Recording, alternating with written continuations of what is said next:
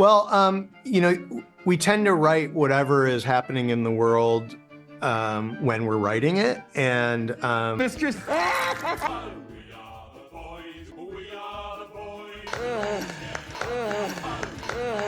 Sit down, big smiles. Hey, Vicky. I'm so fucking turned on right now. Fuck, do I wanna go? Ashley, don't look at him, look at me. Ashley! Look at me. we started that room. Not long after the events of January 6th. I just take off and cook it. I am 100% a Cannibal. You're gonna go stark raving like you did with Firecracker? I got the head popper. And you can't even get it up. Seriously? And so we just got really interested in this Fucking Asshole. you want that piece? No, not really. Oh, it's getting pretty swampy down there. No cap on God, bro. No cap on God. You're a monster, and I'm not letting you do this. Oh, what? Oh, plan B. to have us at Each other's throats. It's more profitable, and it keeps us from looking at where the real power disparities are. and our most loving Father. From a vicious, starlight-loving thug. So unleash your inner Ashley today. First question? I'm Ashley Barrett, and I approve this message. I also know how to start this off. Hey, we're the boys. Huey. Huey. Huey. Huey. Huey. Huey. Huey, I'm A-Train. I did you a favor. I killed your girlfriend. Look how hot Starlight is. The girl from Letterkenny's kind of cute. She's all right. I mean, she's still looking for Jack Quaid. Aaron Moriety's still looking for Jack Quaid. Claudia Dumont's still looking for Jack Quaid. Way too good looking for Jack Quaid. At some point, suspension of disbelief going goes so far. Yeah, sure, a show about superheroes is one thing, but a show where women see Jack Quaid as a sexually viable object, I don't know. Honestly, I thought the same that I hated him for a while, but he's pretty funny. He's pretty funny. He's actually pretty funny. No, I'll give him credit where credit's due. The guy's kind of charming. He's kind of cute, actually. In a world full of charmingless people, the guy's kind of cute. He's kind of boyish. He's kind of sweet. Some might say boyish charm. Yeah, a little bit. He's kind of like a cute boyish charm kind of guy. He's like Dennis Quaid, but cuter. Yeah, he's like Randy Quaid, but more trustworthy. Exactly. Yeah, he's kind of like Dennis Quaid with less machismo, but Randy Quaid with more, common sense. Insanity. Yeah, exactly. Yeah. Perfect combination of Quaid, really. You're thinking, where's Meg Ryan coming into this? Not at all. Just the zero Meg Ryan, just a lot of Quaid. I don't know. I feel like the problem is there's so many reviews already talking about The Boys, and the real issue is that everyone kind of wants their lines drawn in the sand. They want to know where you stand, and it seems like the only two options you have are like these weird sycophantic fans who are like crying at trailers and like finding everything to be beautiful and over the top, and they love The Boys. And then everyone else is just like completely fucking far gone. I hate The Boys. It's total slop. Well, what if you play the guy that hates it, and I play the guy that's a sycophantic freak? So everything I say is bad, you say is good the whole time? Yeah. Well, we watched the first 5 minutes thus far just to remind ourselves of the opening. I think it's terrible. I love it so much. That's the problem. I love it too. What if we both the guy who loves it? Look how ugly Aaron. I hope she gets prettier during the rest of the show. I hope Starlight gets prettier as the show goes on because she's real ugly right here in the first episode. I like ugly Aaron Moriarty actually like a lot. Current day, you mean? Modern day, ugly it bimbo works lips. For me. Yeah, it does. I didn't like it initially, but it's really growing you're on feeling me like Jimmy a lot. Garoppolo. I get it. Yeah. We just gotta fucking close it right here. We can watch the episode. Huey, Huey, Huey, Huey, Huey, Huey, hoo-ah. He likes brown sugar. Was it makes black sense. As Yeah, it's great. It's true. Robin was black as the night. Or is it Huey, Huey, Huey? It's better than It's Huey. Yeah. Huey, Huey, Huey, Huey, Huey. Huey, Huey, you-ah. I don't know why A-Train, though, decided to turn around. Like, say, I gotta keep running. It's like, you got away with the crime. Yeah, just keep running. Honestly, get this. Even in a world in which there was superheroes running around, with super speed. If my girlfriend just became a pool of blood, I would have first thought about spinal tap, spontaneous combustion, before I ever thought of, maybe A Train's in the area and happened to run through her. So if he didn't turn around, he was scot-free. Exactly. And this whole show never happens. But as far as the opening I guess was kind of cool. They were like, all right, here's Queen Maeve, who's not even that important to the show. She's going to walk out first. Then Homelander shows up, even though he's the main character. Then we'll wiping the TV, Huey, kill his girlfriend, A-Train runs by. That's a pretty organic way to have every character involved. You know, you had A-Train, you had Maeve, you had Homelander, you had Huey.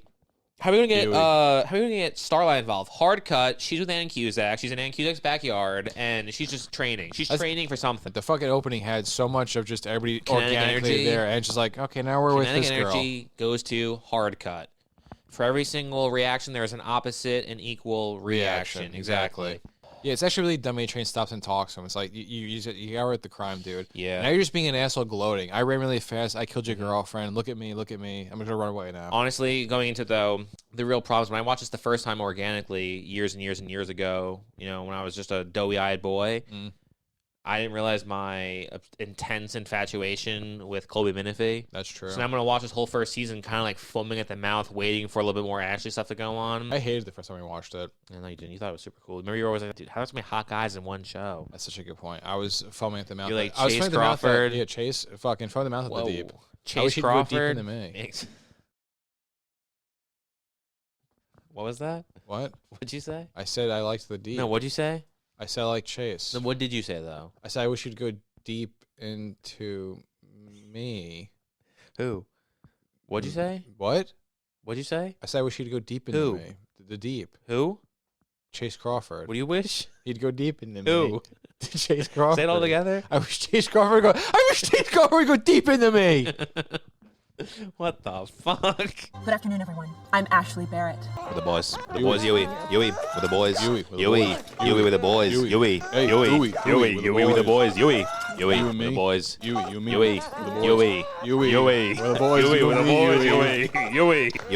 boys. I know. I'm still getting used to it, too. Ashley! Your dick was so perfect. And long and stretchy. You played my butt like jazz. With poise and skill and willingness to Improvise. Let's get to work. Quite frankly, it's almost kind of strange how when you watch a show for a few years and you have your, I guess not preconceived notions, just your notions conceived, and then you go back a step, you take a step back, you retrace your steps, you go back to season 1, you watch the first episode of The Boys, and suddenly you realize the show has a lot more style than I ever remember, from cinematography to the actual needle drops to the choreography to the actual set design, the costume design. Annie's glowing. They're playing The Clash. They're playing Iggy Pop. I didn't know this song. I didn't know the show ever played music before. Neither did I. It looks better. Everything's green and blue. There's almost a storyline going on. There's almost a storyline going on. The only negative thing in the first episode you watch is you don't even realize Homelander's there, but they do the big reveal at the end with Homelander. Yeah. For whatever reason, when Madeline Sitwell decides to call... Not Madeline Sitwell. Madeline... Is it Madeline Stillwell? Madeline Stillwell decides to call some, piece of shit Baltimore bureaucrat... For whatever reason, just I guess to stay face and not break kayfabe, and she says to him that, hey, don't worry, we're going to do it for 2:30, even though I'm sending out Homelander to kill your plane and take down your son. 25 minutes from now.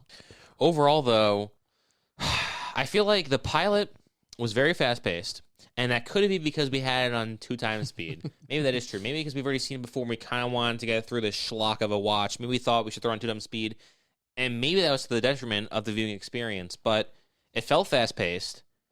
It felt, though, that kinetic energy we mentioned earlier, kind of like it was chugging along. It was fast-paced, in a good way, but everything kind of led into the next thing, which is something that I can tell you, for those who have not watched the show, whoever is listening for some reason, who has just never seen the show and is like choosing to do this weird experiment where they click on this video and say, I've never watched The Boys. I'm interested in what the Brothers Yurasits has to say, so I guess I'll just watch each part and hit pause, play, pause, play, pause, play. And they're going to watch each one of our reviews for each episode. But whatever feeling of whatever goodwill that the first episode curried in favor, it's going to lose soon. But for that first episode, right? It's kind of like that Jerry Seinfeld Cleo speech where he's talking about how, yeah, sure, the thing you buy in the ad is never as good as the ad itself was, but you wanted to get it and you got it, and for that one moment it felt good. For the first episode of The Boys, it felt good. I liked it a lot, actually. Yeah, before Seth Rogen and Evan Goldberg got their hands on it, something felt right. I honestly didn't remember it until now, but I really enjoyed it this go-around. But my only complaint, though? No, my big complaint was that routinely you can find me in Colby Minifie's DMs, like talking about how I'm going to kill her family, how I'm going to find her and everything else, right? All these terrible things. I'm just talking, I'm like... I've taken like numerous selfies where I'm like, she's asleep in the bedroom and I have my front-facing camera with like anywhere between like 40 to like 95 snaps of the two of us just laying in bed together while she's sound asleep, not knowing I'm in her apartment, scurrying around. You realize saying all this, now she knows. I think if she ever read the DM, she would know. I'm talking about like sacrifice. I'm talking about like ritualistic sacrifices to her and everything else. First episode, my big takeaway, not enough Ashley. She looks cute, and I'll say this, I think she looks, cute as a button currently in the year 2026. Turns out in 2019, I guess before she was corrupted by the fame that Hollywood brings, she had that youthful glow to her. I feel like they wasted it, because all I saw was her kind of in the background of one shot on the TV, then stand behind A-Train. I know Translucent doesn't make it further in the show, and he got to have like 5 or 6 funny lines. Where was my Ashley lines in the first episode? Yeah, not enough Ashley lines. Not enough Ashley lines. And I feel like that might be a takeaway for quite a while, because I know that I found her, in your face, off the wall sexy right from the get-go. Mm-hmm. But I actually don't remember in my head when she actually becomes an actual character who exists within the show. I don't think it's season 1. I know there's that one part where she's like talking to Starlight at some point, where she's like talking to her like on a director's chair. She's like, "Oh yeah, your life fucking sucks, but man up." I don't remember her being in the show until she's become like the whole crush my balls and everything else. You know what I don't remember being in the show? I can't Lamplighter. for the life of me picture Vic at all in this first season. She's on the first season. She's not in the first season at all? I don't think so. I think Vic's season 2 onward. That's crazy. I know Lamplighter's here, and I'm not really sure how. I don't know his power. Does he just make fire? I think he just stares at lights. I thought it was his brother, fucking Iceman. So you tell me he's Pyro? I think it's the same guy, isn't it? Iceman's in this? I think Iceman is also Pyro in this. Who is Jimmy Olsen then? Is that Iceman? Or is Jimmy Olsen, or Iceman the one who's the bug guy in the first Smallville? Not the bug guy, the one who Clark switches powers with when he is the meteor rocking the thunder. I think that's Iceman. That's Iceman? Yeah. That's Sean? I think that's Sean. Who's Sean's brother? I know it's Sean Sean's Ashmore. Sean's brother. Yeah, but what's Sean Ashmore's brother's name? She's Sean. like Joel? Steven. Joey? Andrew. Brad? Jennifer. Ashmore. Aaron? Yeah, it's Andrew and Aaron. No, Aaron Ashmore is not in this. Yeah, it's Sean. The Iceman's in Sean Ash. Wait, Aaron's the one in Smallville? He plays Jimmy Olsen? Oh my god. I know, Lamplighter's here. I don't even know it was him in the first spot. This also felt weird too. It was weird. The first episode, I understand that pilots don't really have their voice yet, and how it's kind of almost like an entire separate thing from the actual series itself. How there's, I'm not sure what the story was for this one, but for all we know, Amazon wasn't even involved yet when they filmed the pilot. That's true. And it had like better camera movement, better cinematography. In the first episode, you could watch the first episode of the show and you'll notice like it has this blue-green feel to it, almost to the point where you'd be watching and you would suspect that there was some Instagram page dedicated to like film stock, and they'd have some post where it shows like a color palette swatch of like 7 different colors from The Boys, saying like what this represents and what the meaning is behind the color. And by the end of the show, again, I don't even know if this current show has color correction, let alone an actual style. Yeah, this episode looks really foreign compared to what the show becomes. It's not even remotely recognizable. The dialogue was different, the actors were different, the direction was different, the pacing was different, the cinematography was different, the music choices was different. There's also a whole story going on. There's more story in this first episode than the entirety of season 4. Honestly, than the entirety of season 2, 3, and 4 put together. Exactly. It's a good first episode, though, shockingly. Yeah, I kind of went into pilot, it. actually. I kind of went into thinking I was going to hate it immediately just because I know where the show goes. But maybe the first season of the show is good. Maybe I'll get fully invested, get really behind it, and then kind of have a spiral as we watch each episode. I don't know. First episode overall, though, not bad. No, pretty solid. And the entire final 5-minute fight with Huey's now been recruited, I guess, by Butcher. Butcher's, I'm not really a Fed. What would he fucking do? Again, I remembered all of it. For some reason in my head, it was all much, much, much worse than it actually was. I guess again from watching just countless video essays for the last 4 years about this is the worst show ever produced. Yeah. How Eric Kripke is, a member of the synagogue of Satan. But taking that out of my mind, it's really watching the first episode. Like even small things, like the way Billy comes to save the day. He crashes the car through the front windshield, and he hits translucent. It's like the line from Mad Men when Roger says how 99 cents somebody thought of that. Somebody on this production crew, someone thought that what if we do an aerial shot of translucent just smacking through shit where we don't actually see his body, we see the stuff randomly breaking? Yeah, it's pretty that fucking was phenomenal. great. Yeah, it really does. And then somebody else, probably Eric Kripke, he was like, ooh, okay, that's great. And then what if Huey, right, when he actually does electrocute translucent, what if we do like a nice little outline of his ass cheeks? That's the best part. What if we do a full ass cheek outline? The best part, honestly, is whoever thought of fucking having Billy get fucking psychotic and spit blood all over the guy. That's the best part of the fucking scene. That's fucking awesome. That was just Carl Urban. Carl that was Carl amazing. Urban being Carl Urban. That was like something he tried doing in Judge Dredd. And they're like, judges don't bleed. He's like, okay, I'll save it for something else. That whole sequence is honestly, it's really solid. The first episode is actually pretty fucking solid. And it's gonna be downhill from here because it's not gonna get better. Because now they're gonna add Frenchie, and then they're gonna add Kamiko, and they're gonna add like I forgot Frenchie was even a character for a second. Yeah, it's almost it's like kind of like how in The Sopranos where it's like you think Tony's the boss in the first episode. And episode 2 comes around, and you realize, oh, no, Jackie's the boss. Now it's like, oh, yeah, we thought Billy the Butcher was the boss. Now we're going to know, oh, no, Mother's Milk is the boss. Yeah, this episode doesn't imply any of that. The way Billy comes in and pretend to be a fed, it seems like he's just a one-man show. No. He happens to get He has Huey this involved. weird Israeli French guy who's, like, super flamboyant and kind of out there. And then this really obnoxious, like, overbearing, arrogant, condescending, pretty much. I was going to say, I don't think this show, based on this first episode, you don't need the rest of the crew, I don't think. Yeah. There's no need for Mother's Milk. There's Do you no even need for need Frenchie. another rest of a series? Do you, what? Is there even necessary? It could have just ended there. That's the Oh, movie. yeah. Could have been the movie, yeah. You go back, you film it, you Get a sequel added later extras. on. Yeah, exactly. Yeah. Yeah. I like how whenever I just want to speak just now, you're like, you immediately, since you know what I was saying, you just decided to say, yeah. And then my sentence, I was like, yeah. So then my sentence just became non-sentence. Yeah. It's great.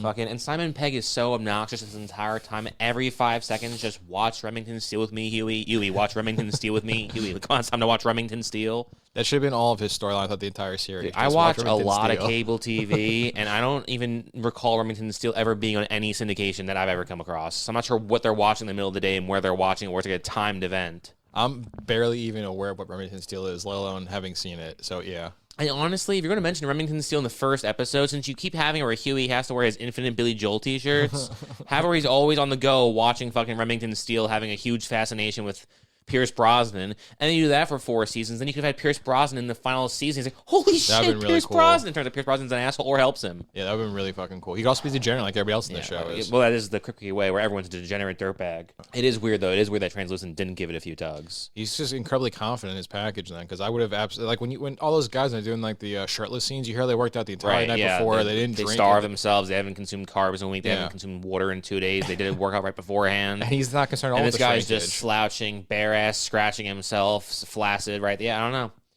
Maybe it's not a real cock. Maybe it was a prosthetic. No. You gotta be a real piece of shit to have a prosthetic cock that's an average prosthetic cock. You're gonna have a prosthetic cock, it should be fucking touching your big toe. All the Yui and Utcher stuff was honestly kind of tops the entire episode to the point where me having seen more of the show, it makes me wonder, what about the pilot? Did Amazon or somebody else look at it and say, yeah. I know it's based off of a comic, but ignore that part of it. They should just looked at the first episode and said, you know what? We don't need to inflate the cast by adding this whole Mother's Milk guy and this Frenchie guy, and honestly, even this Kamiko girl. Yeah. Because this whole them walking around New York City, not only was it filmed better, did it feel better, did it feel like they were actually in the city, but they didn't, there's no need to, I didn't think at any point in their exchange, all right, well, it'd be good if there's a third guy here, or better yet, a fourth guy. No, and if I like the like espionage, like the mystery's the wrong Yeah, it's term, almost like Remington Steele. Yeah, it's almost like Remington Steele. It's like an episode of Remington Steele. I like the whole vibe though, just the two of them being like not fed guys trying to solve everything. They really don't need the rest of the cast at all. Because it's like Remington Steele this way. Yes, it's like Remington Steele this way. Which is also confusing why they decided to have him in it, just to have him like for no real discernible reason put up an act where he's like, guys, come on, let's welcome in Starlight, even though everyone already knows he's a monster. I know that the audience is supposed to think he's good. I think there was no reason to have him be so nice to Starlight the whole entire scene of her coming in. But guys, come on, let's not scare off the new girl. Kind of thought the Yui shaking A-Train's hand with the blood on his face, that was a little cool. That was kind of cool. Oh, that's actually really cool. I don't recall any other part of the show ever being that creative in the future. And it is lame, though, ending the show to Passenger by Iggy Pop, because they thought, well, this guy's in a plane, like a passenger. Yeah, they should have just kept London Calling. It's like the equivalent of saying the boys are back in town, and then you play the boys are back in town. That would have been really cool, actually. Good afternoon, everyone. I'm Ashley Barrett. With the boys. With the boys, Yui. Yui. With the boys. Yui. Yui with the boys. Yui. Yui. Yui with the boys. Yui. Yui with the boys. Yui. Yui. Yui. Yui. With the boys. Yui with the boys. Yui. Yui. Yui. Yui. I know. I'm still getting used to it, too. Ashley! Your dick was so perfect. And long and stretchy. You played my butt like jazz. With poise and skill and willingness to Improvise. Let's get to work. Episode 2, now that we've met Frenchie, it turns out he's actually the only one in the cast who is entirely intelligible on 2 times speed. Yeah, I'm not catching anything he's saying. And him sounding like he has the shaft, the balls, and the pelvic bone in his mouth actually makes him far more enjoyable of a character. So it turns out, for all the hatred we have for this French frog over here, it seems like as long as you just put him in 2 times speed, he's actually almost tolerable. And I'd even say the part where he pulled out that shotgun and was like, hey, who's with the door? I was like, this guy's actually kind of cool. I forgot we were watching 2 times speed. I'm watching this thinking he's way more French than I remember him being. Way more French. French. Just because it's sped up? I think it's because it's sped up and we can't hear a word he's saying. Yeah, I'm not getting any of it. Can't hear it. It just becomes like kind of drawn out noise. It's just constant. And unlike the pilot, this episode makes the most out of Anthony Starr, or I guess I should say Antony Starr. You know, my sister has this son named Anthony, and he hates it when I call him Anthony. Also, I hate it that my sister named him Anthony. All right. Anthony Starr, Homelander, his bottle blonde highlights in his George Michael Bluth muscle suit. And the front flap is so expertly executed. It's like this Hugo Boss way of looking at things, which is the perfect style, the perfect crease, the perfect fold. That flap is honestly the coolest thing in the world. And I like how it looks like it's lazy.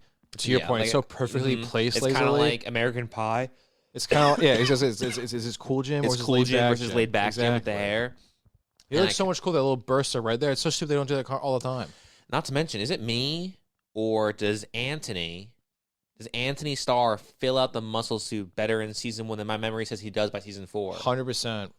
And 100,000%. I suppose that could be like the whole thing they went with in season 4. They introduced like he's got gray pubes and stuff, and like, oh, he's aging, so maybe he's losing like muscle density. But it doesn't look like a muscle suit here. But now it does.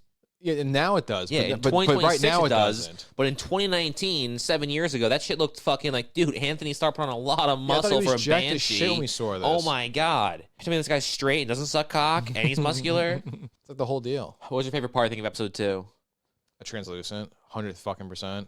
That makes sense because I agree. Translucent turns out on a rewatch is actually one of the best actors in the entire show. I tell they showed him on Jimmy Fallon, and then like 10 minutes later, Huey was like, I saw it on Jimmy Fallon. Yeah, I know. Wait, hold on. Was it actually 10 minutes later, or was it 10 minutes later we had it sped up? You're right, fine. 20 minutes later, Butcher was like, I don't watch Jimmy Fallon. I didn't know that. You have 2 minor complaints about him.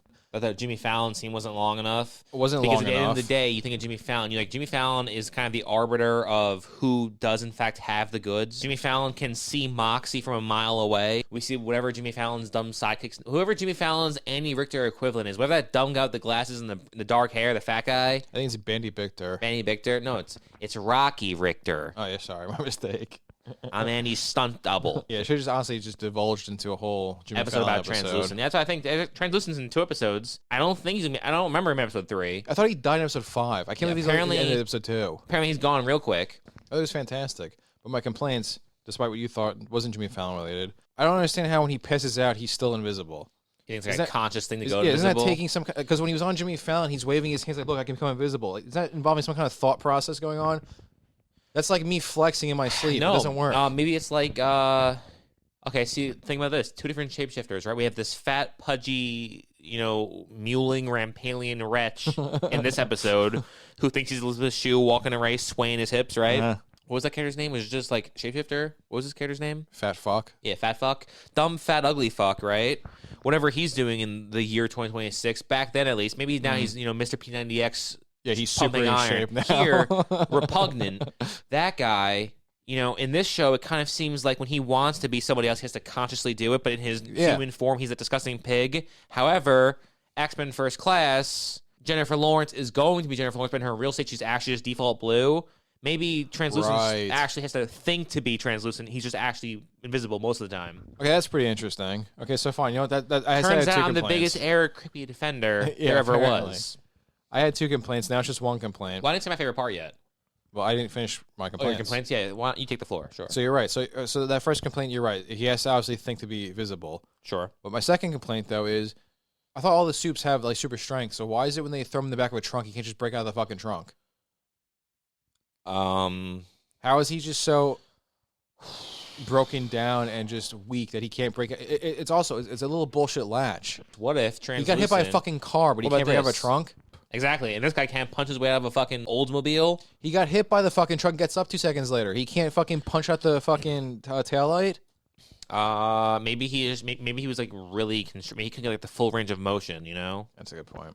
Well, other than that, though, those are my 2 complaints. Other than that, I think it's great. So you're asking what my favorite part of the episode was? Yeah, yeah. Yeah. So my favorite part of the episode was actually Ashley's pants. Such a good point. Yeah. I kind of felt like I was Jimmy Stewart in Vertigo, and her crotch was Alfred Hitchcock. I was kind of like this weird spinning, almost like a translucent effect, where I was just like kind of spiraling in circles and circles. I almost thought I was in a kaleidoscope staring so much. I think that was my favorite part of the episode. I think my least favorite part was probably the lack of how long that lasted. It was like a real blink and you miss it kind of thing. Honestly, going through this, we should probably have a fucking Asho-meter. Right. How much Ashley's actually in the episode to your exactly liking. yeah, to my like. Well, that's never enough. So I think it'll be more so. It's like So you were sucking her fucking cock. I was sucking her fucking cock.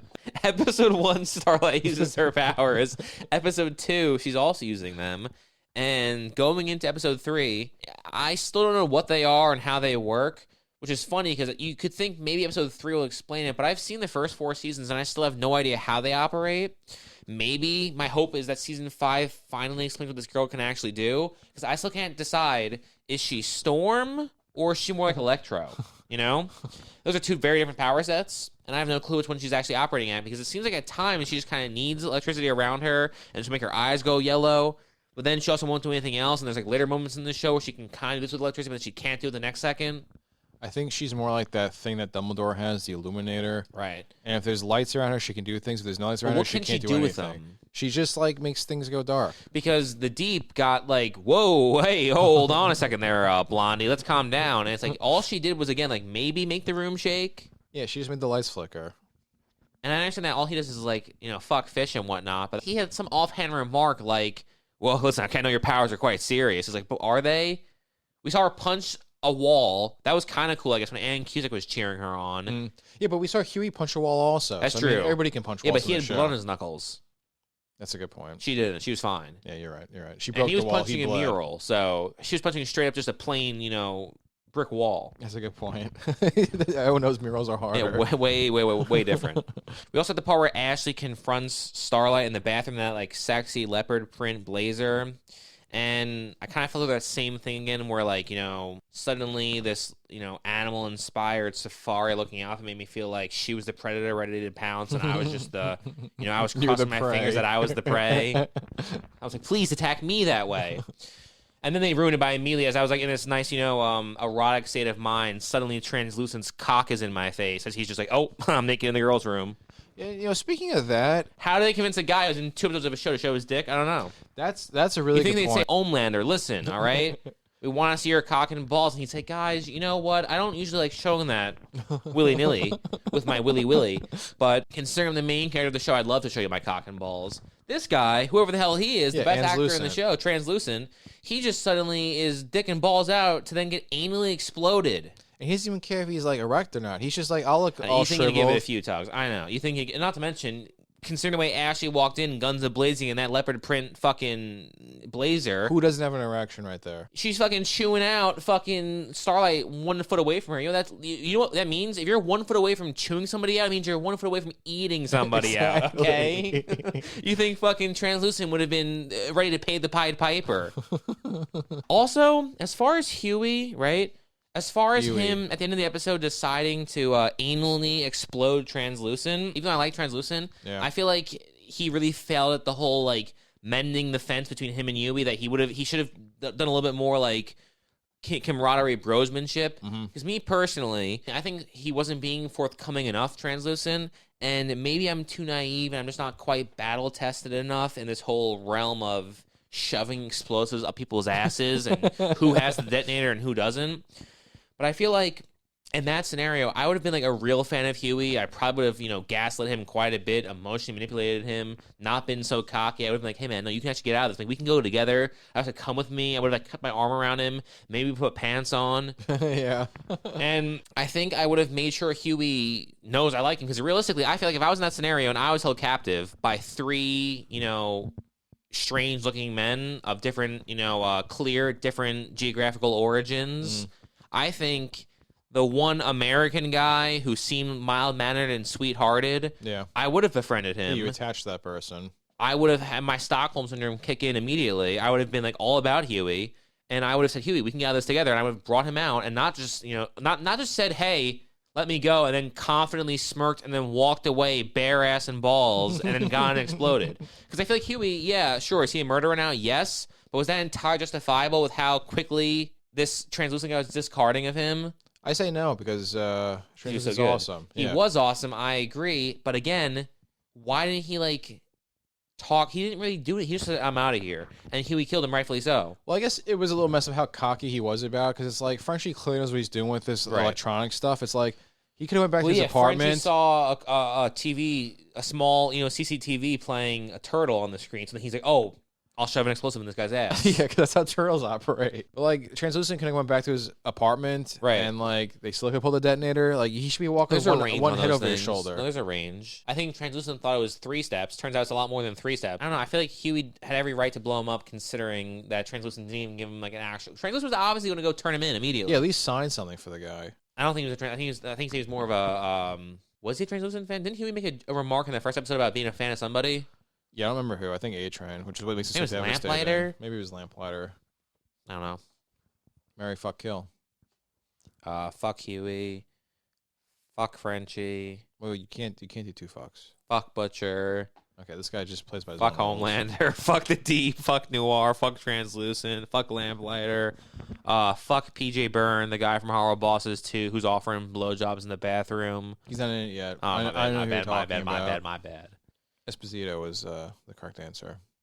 Oh, yeah. Jennifer Esposito, kind of a waste in this, isn't she? A huge waste. And I guess it's not fair because at this current time, if we hadn't watched the show before, we could think, all right, who's this sexy Latina baddie who's now going to occupy a major role in the general story? She's not going to get her head blown off or anything. Yeah, there's no way season 2 will open up where her head just suddenly explodes. No way at all.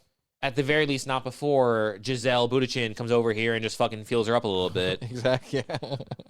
Here's a pop quiz. Name one other thing you've ever seen Jennifer Esposito in.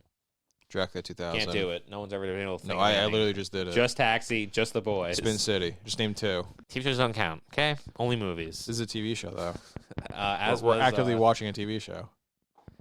Jimmy Fallon. It's all connected. These are good bookends to each other. Episodes 1 and 2. I like them a lot. I think the best part is, though, that I'm kind of already getting sucked in again to this now where I'm thinking, you know, I've been harsh on it. It's been a couple years since season 4. I've just festered and thought that the show's not good. And I enjoyed the first 2 episodes, which means the fall-off should be incredible when I finally get to the point where I actually like the show again and then begin to hate it and despise it. Turns into the whole entire, basically you can live long enough, you gotta die a hero or live long enough to watch yourself become the villain. That's really the whole theme of it. That's really the whole theme of the show, yeah. Show. That's what Kripke was going for. It's actually his original plan for Supernatural as well, but all that corporate CW bullshit got in the way. Before we move on, I would like to add one more thing. There's too many cocks and balls in this show so far. Not enough boobs and nips. Almost no boobs and nips. Almost none. Good afternoon, everyone. I'm Ashley Barrett. With the boys. The boys, Yui. Yui. With the boys. Yui. Yui with the boys. Yui. Yui with the boys. Yui. Yui with the boys. Yui. Yui. With the boys. Yui with the boys. Yui. Yui. Yui. I know. I'm still getting used to it, too. Ashley! Your dick was so perfect. And long and stretchy. You played my butt like jazz. With poise and skill and willingness to Improvise. Let's get to work. So 2:54. Either the drinks are flowing or the boys is getting better. Episode 3, it's down. It's in the chamber. I personally think that as cute as Erin Moriarty may be at times, she's egregiously misinformed. Vaught's officially sanctioned Starlight costume, right? It's actually way cooler than the initial, Annie January from Iowa story. It's actually way cooler. Might be the best costume I've ever seen. Not only is it way cooler, but it just really signifies how Starlight has almost no concept, not even like a semester's worth of an understanding of what marketing is. Because everybody knows that for the last, millennia, whenever toy companies want to market something, what happens? Suddenly Batman has a new suit. Suddenly Robin's wearing blue, and now it's time to buy the blue version of the toy, where Robin now has a new gun and a new punchable right arm mechanic. He has some new cool feature where he has an actual grappling gun that shoots with a rope attached to the hook. Yeah. And you know what? Capes are so last season. You know what her cool new feature is? Yeah, not wearing pants. Exactly. Having a very low décolletage and high-waisted briefs. Not to fucking be too perverted, but oh my God, does she look good in that new outfit? That's what I'm saying. I don't think they teach marketing in Iowa. They don't. Not Des Moines. Not in Des Moines. Yeah, no, for sure.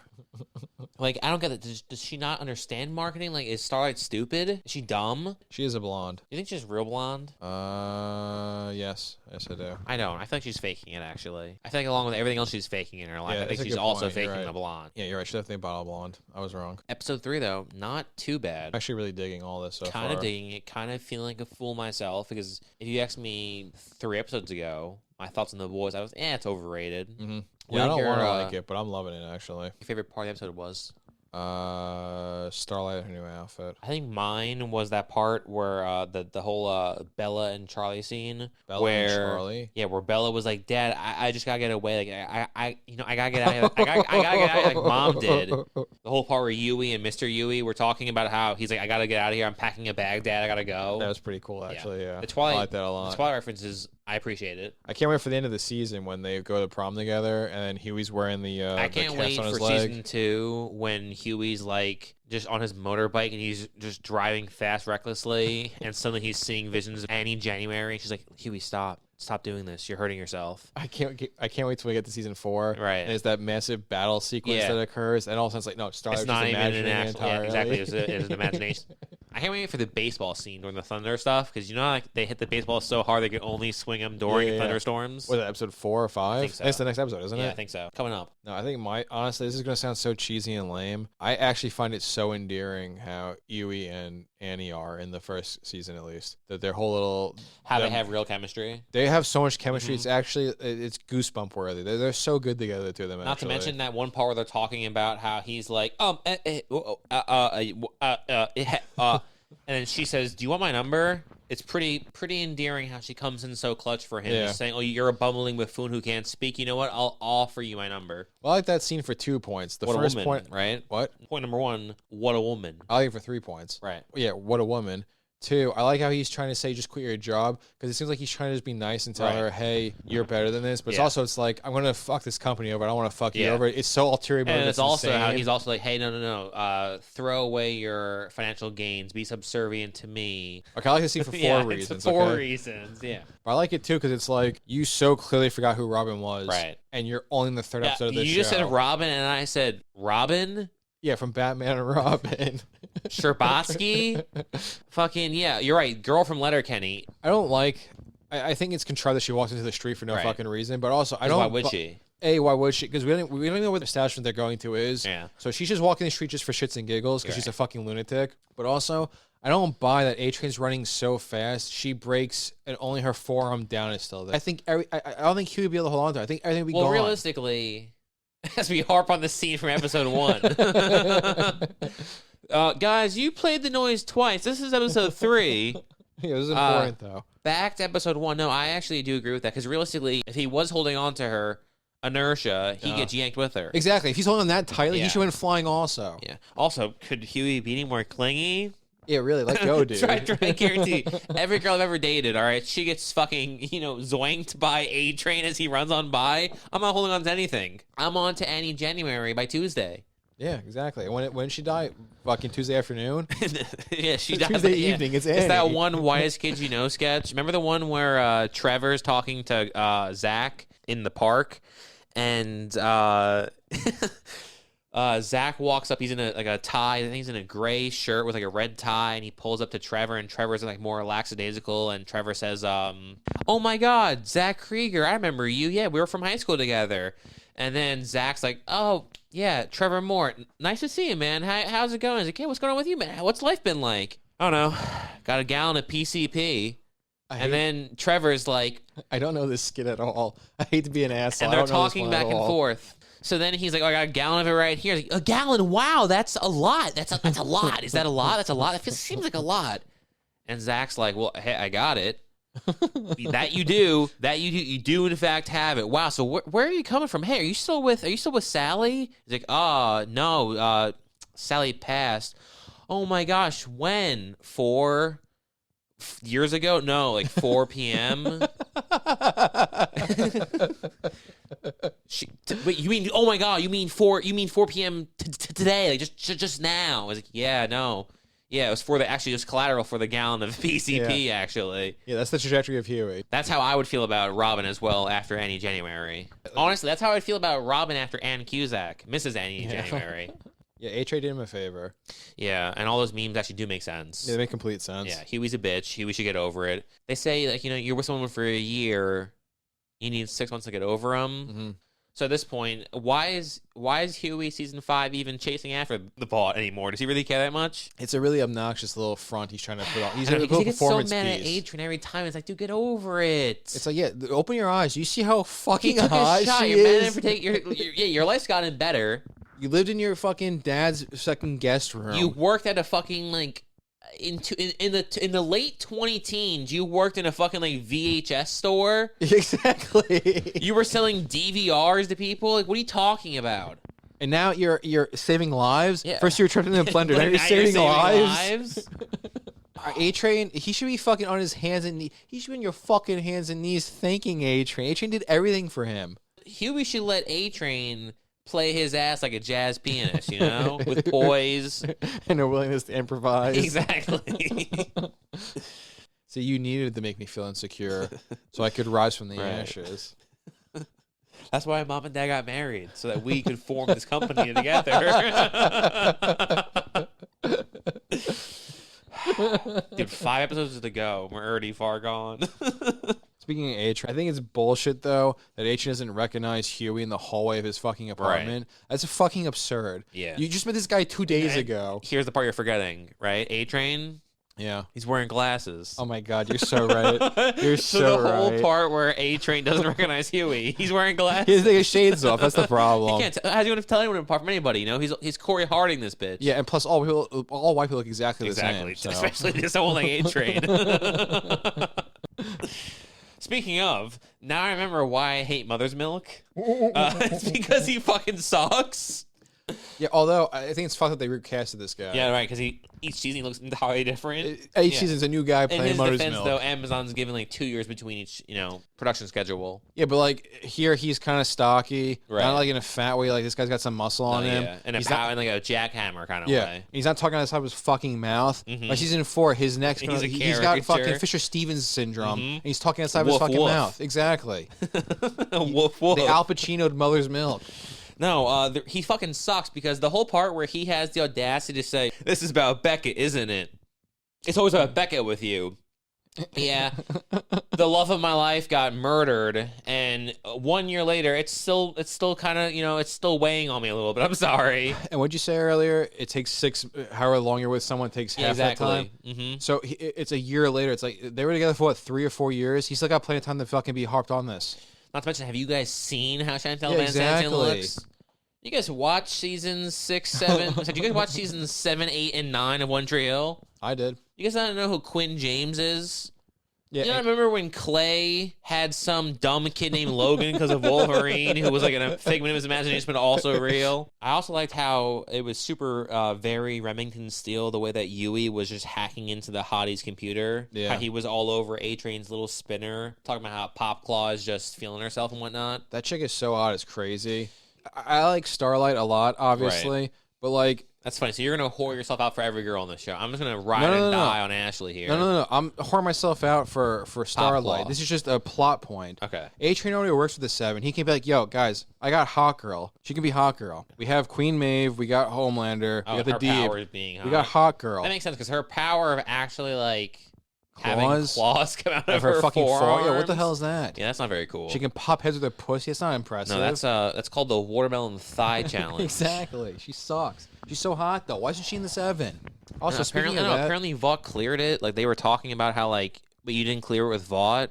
Is baby soon? Yeah, just suck I my will. toes. Come on, suck my. Oh yeah, what the fuck was that my about? tongue in Right? your mouth. It's weird. This whole entire show is like an experiment about how Eric Kripke is like trying to convince everyone in the writers' room that he understands what sex actually is. Because he kind of almost got there for a second with A-Train and Popcorn. Then he was like, yeah, that's the part where the female, like, instead of showing nudity, instead of the female saying, I know what you like, and then, like, you know, taking off her top, she goes for the old big toe sucking. Because, again, Eric Kripke's trying to fill in the blanks here. He's like, I got a general idea. I know you lay horizontally at some point. but he's trying to put the pieces together. He's trying to put the pieces together. It also makes A-Train super lame, so you run fast, so your sexual kink is also your feet. Yeah, that's really lame, too, in that regard. So lame. And he has to take his fucking suit off. No, well, why would he? I don't know, but then he can take his nipples rubbed by his brother later on. Yeah, that was a cool scene. His kinks are all over the place. I think we jumped ahead earlier in the part where one of the things that I hung up on was the way Homelander and Maeve, how jovial they were in their whole like, yeah, we're getting bad guys. I'll take the elevator. I'll fly up and all that stuff. Mm-hmm. Knowing where the show does go, since we've already seen it before, why are you guys like so just, what a world we live in.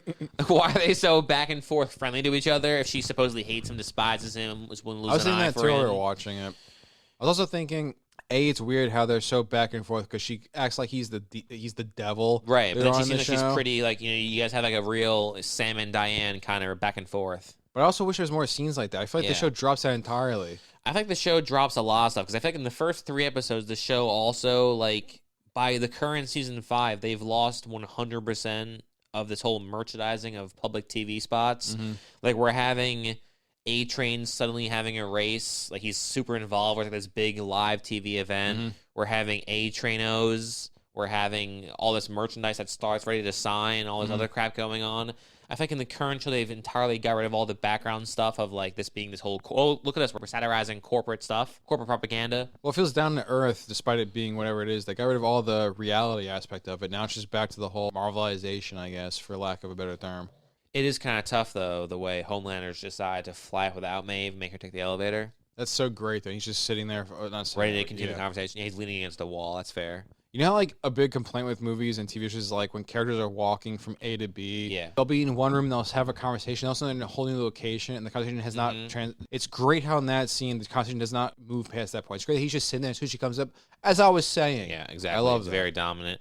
I did kind of dig the part where Starlight was talking to that little girl in her old outfit, and how her new uniform was kind of fucked up. It kind of made me feel for Annie January, how this girl was saying, I can't wait to save it to buy your new outfit. And it's interesting because the show's actually doing a good job for once of, like, you know, on one hand, I'm thinking, well, could Annie January look any better? On the other hand, I'm thinking, like, well, here's this impressionable, you know, future debutante, future DAR. What is it called when you go to the DAR and you get presented to society? Exactly, a future debutante for the DAR to be presented to society. I don't need you being corrupted by this, you know, over the top, expressive new Starlight. This not that old school Starlight. This new school Starlight. Yeah, that was a really good example of showing, not telling. Yeah, with the characters going that was through. almost competent, right? Which is hard to come by in this show. Yeah, especially in this show. And on the Huey end of the spectrum, I was also a big fan of the way that he decided to go total alpha in this, like, third act of the episode, where he saw Starlight and he just entirely thought with his dick where it was all about. This thing's a sundial pointing true north.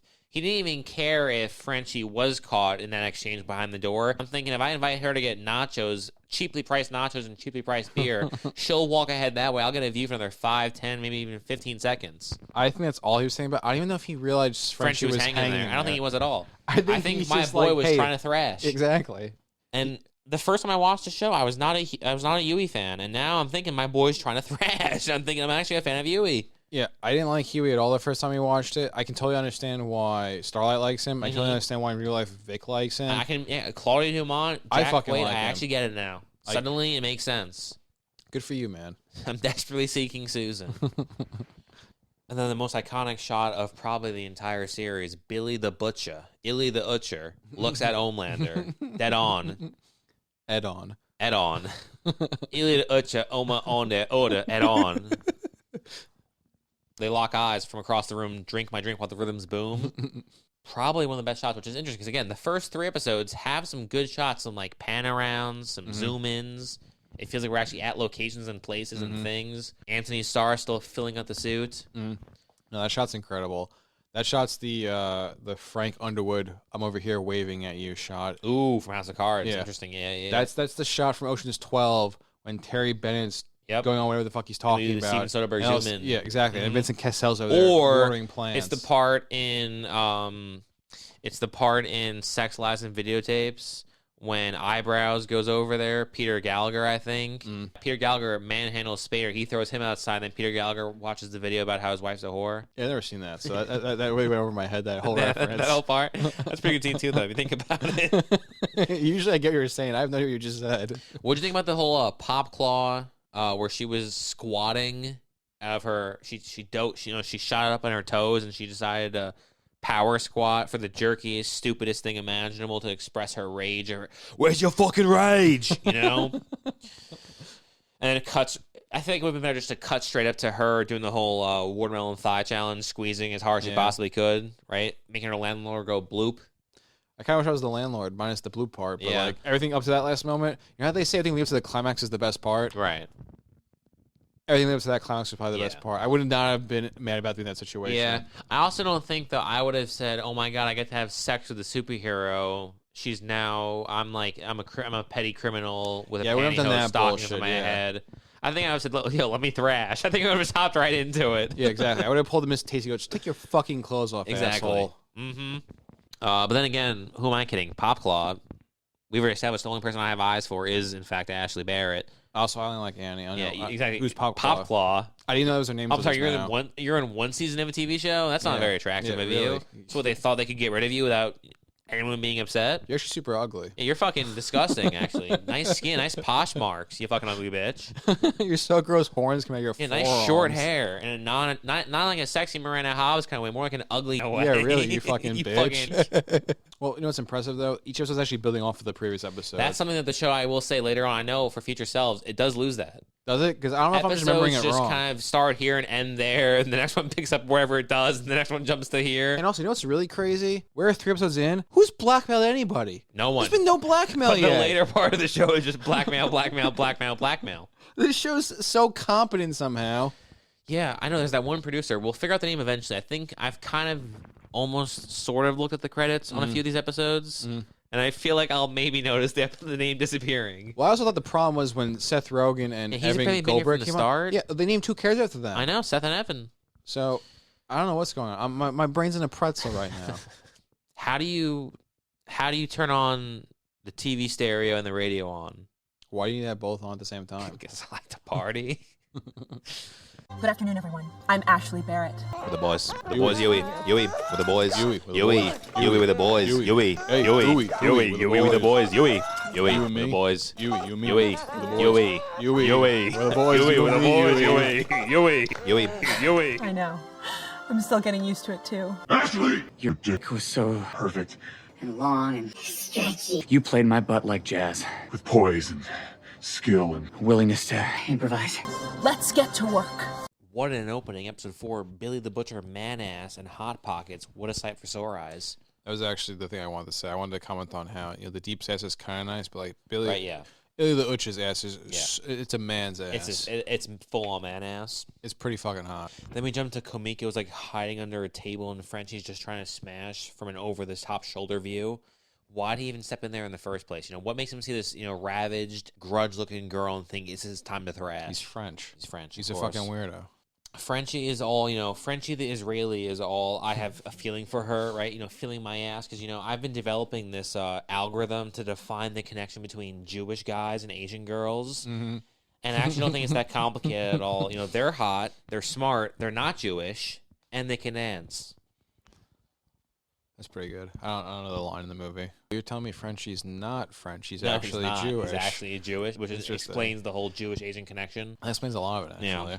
What'd you think of the whole Deep having a Melfi soprano therapy scene where we meet a male therapist we'll never see again, as this show establishes that the first season is all about these small character moments that do not exist past the first season? Honestly, watching it, all I could think of is what would happen to the strong silent type like Gary Cooper. Mm-hmm. Gary Cooper was gay? Are you listening to me? Favorite part of the episode? Favorite part of the episode. The bowling date between Yui and Starlight, Annie January. Would you look at that? What's even the point of the rest of the episode? What even happened there? I don't like Huey going, oh, you can beat me and everything. I think that's fucking awesome. It's like, you don't have to be held up by the fact that she beats you and everything. Do you mean to say that it's cool that Annie January is like a super good bowler? Why do you keep saying Annie January? Is that her actual name? Yes. That's a stupid fucking So name. do you think it was cool how Annie January was a super good bowler and how she's like a total alpha dog top and how Huey's basically the male equivalent of a dog with its head out the window and its tongue sticking out? And he loves everything she does. And he thinks it's super awesome how she can bench press him and how she can like out fuck him, she can out pound him, she can out bowl him. He thinks it's super cool and super like advantageous for them. You know how there's that weird trend in porn for a while where the chick would pick up the guy? Yeah, like you'd see like Phoenix Marie. That's what I was supposed to say. Julia bench Ann. pressing. Yeah, no. Phoenix Marie, like no, she'd be like fireman Curling. carrying. Yeah, exactly. Yeah. Jordy. Jordy Alino Pola.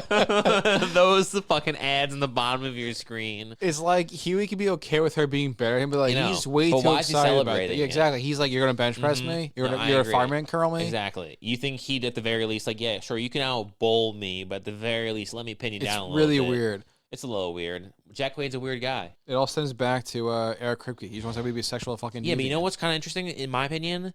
The way Huey is like so willing to be pinned down by Annie January, it's like very Remington Steele.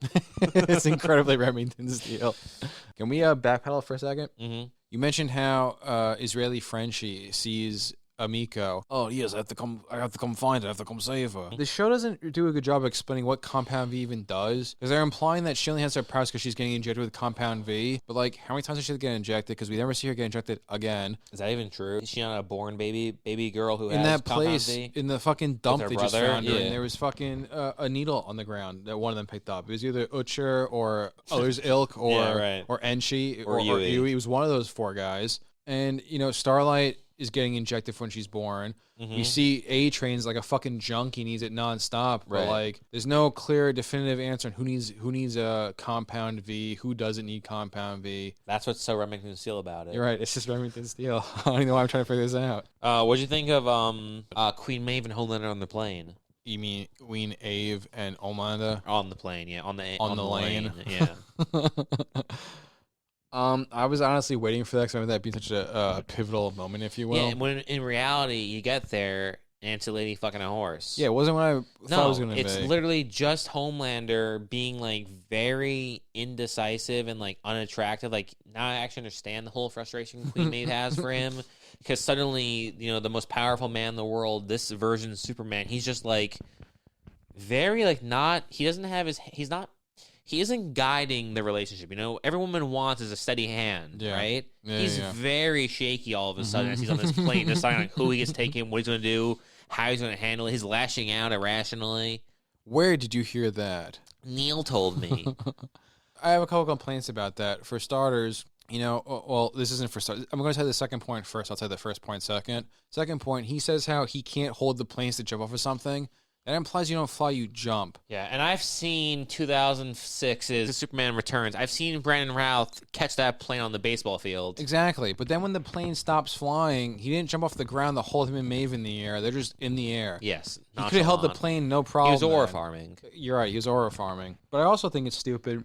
Also, we're just in this scene where these terrorists are hijacking the plane. Yeah. Now, obviously, I'm not against seeing a nice Ilya Ucha ass scene. Mm-hmm. Maybe we didn't have that as the cold open. Maybe we saw the hijackers hijacking the plane. Right. The and Mark we had all the Wahlberg other fantasy. bullshit nonsense. Then we cut back to that in the middle of the episode. That would have been a lot more interesting than just all of a sudden here we are. Here's a plane, and Homelander can't really do anything about it. Farming on the side. Yeah, exactly. Yeah. Who honestly has more of a memorable moment in this episode? Is it Homelander when you rewatched it, standing outside the plane holding Queen Maeve, or is it the Deep slamming on the brakes and having his dolphin friend go flying through the windshield? And let's go clone another goat while we're at it. I think it's Ilya Utcher when he's walking around bare ass in the beginning of the episode. That's the most horrifying. I think it's when A-Train and Kamiko are playing Subway Surfers and he's just beating the shit out of her. I also did low though. I will Why say, is he after her? I have no idea. How does he even know about her? I just watched Where's the episode. Connection? Yeah, I don't know. I must have missed it too. Where's the connection? I think it was one of those times where they said, well, this scene we want to have happen, so here it is. That's probably what it was. It was cool though. I actually like the ingenuity, if we'll say, of having Frenchie. Oh my God, A-Train!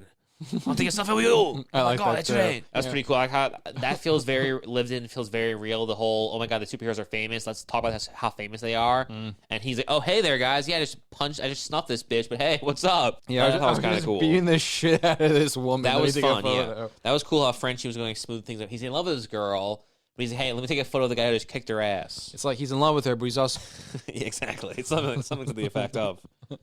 I also liked how at the very end, Homelander decides to just full-on ad-lib this shit, where he's talking about how if we were in the military, yada, yada, yada, we could do a lot with a little more power in our hands. You know, Joni loves Chachi, but does Chachi give a flying fuck about Joni?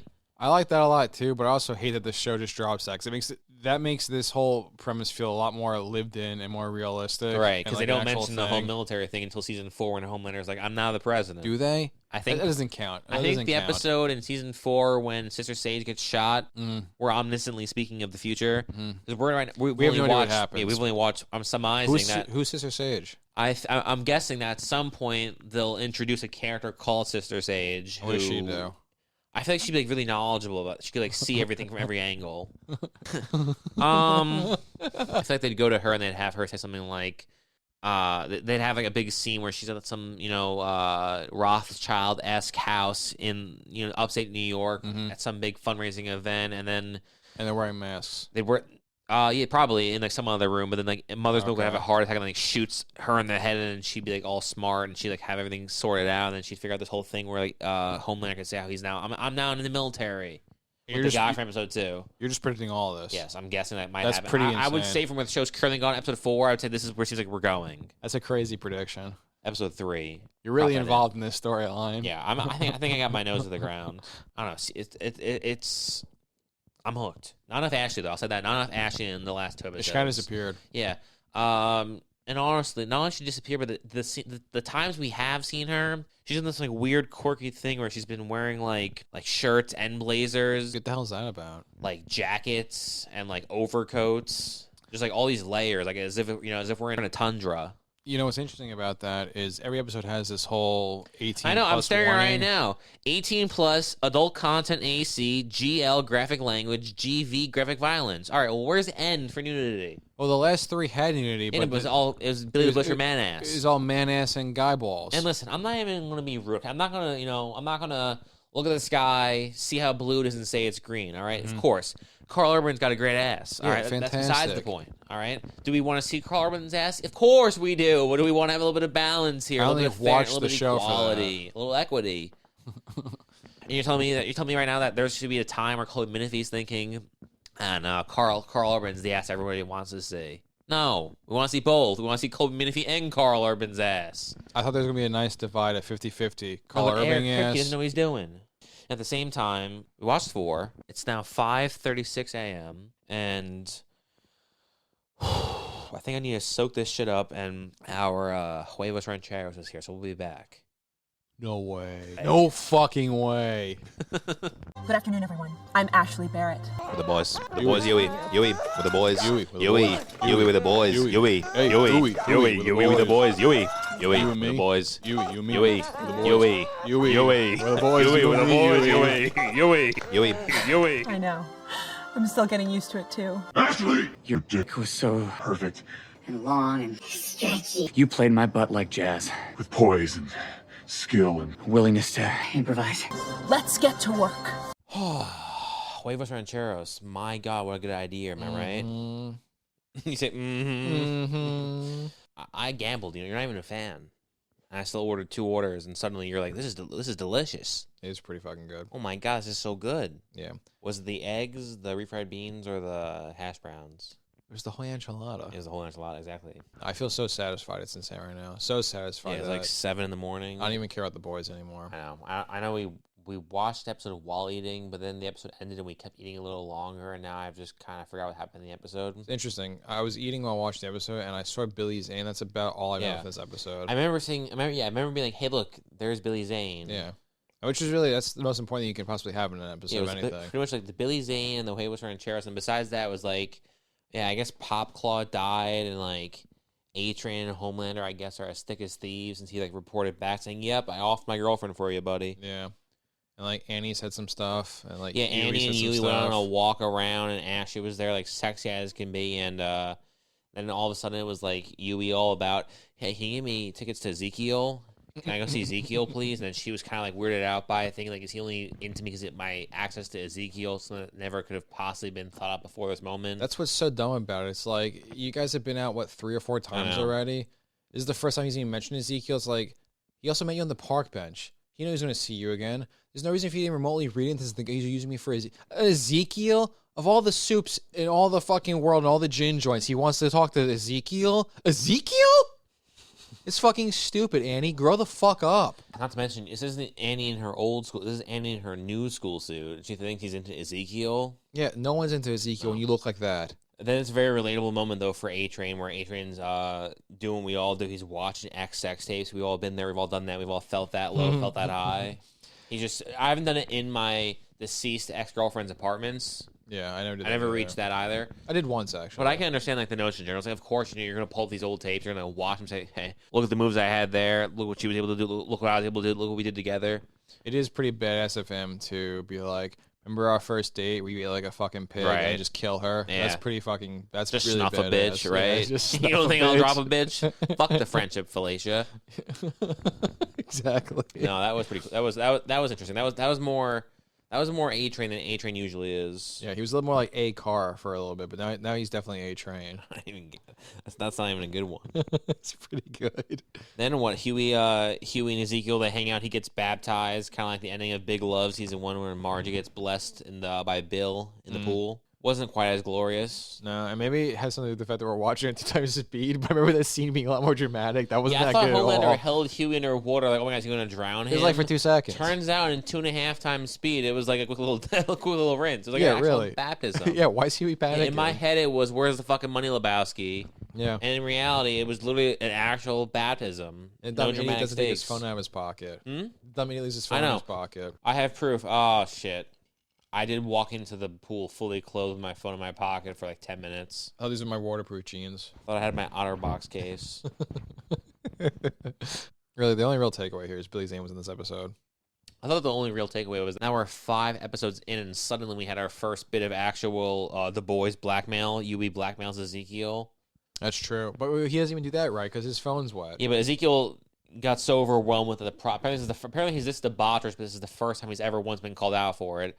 So he wasn't at all sure how to handle having someone come at him in such an aggressive way. Well, he only asked like the degenerate in those soup clubs. Apparently, well, yeah, which apparently normies aren't allowed in those soup clubs. Usually, yeah. Except for also always, because he believed Huey's story immediately, implying that tons of normal guys have been, been done with him and had their assholes played like jazz music. Yeah. With poise and and a willingness to improvise. Yeah, poise, skill, and a willingness to improvise.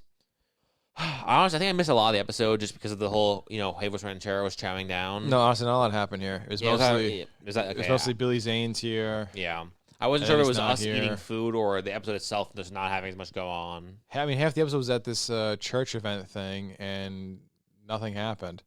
It was Homelander doing Homelander stuff, Yui doing Yui stuff, Annie doing Annie stuff. Yeah, it was that. It was the Deep getting exposed by Starlight. Something about like babies having compound V. Yeah, this is a pretty weak episode actually. Something to do with like there was a Maeve scene where she was all about how, oh my god, I can't go back to Homelander.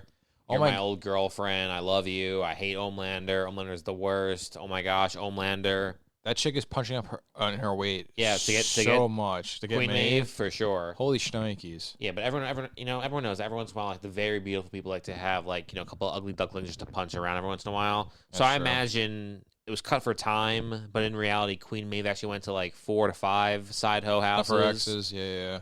Yeah, where they're all thinking they're the one who got away. She's like inflating all of their egos. She's telling them how they're all so hot. She's like, I can't believe Queen Maeve thinks I'm so sexy. Yeah, but then the ugly one was the first one to say, you were out of my life, but you're still in my life. I see you every day on the TV. Yeah. And that really just got her panties soaked. Yeah. Well, yeah, because the more emotional torture she can have over somebody, the more excited Queen Maeve is. Yeah, that makes sense. But I do, at the same time, also feel like the first 4 episodes, you guys did not establish enough of this, like, oh my gosh, I cannot return to Homelander. That we've had such a horrible time together. It's like you guys seem fine. Yeah, like I said, they were on like a little bit of a break. Yeah, you guys seem like you're kind of just like Ross and Rachel out here. Yeah.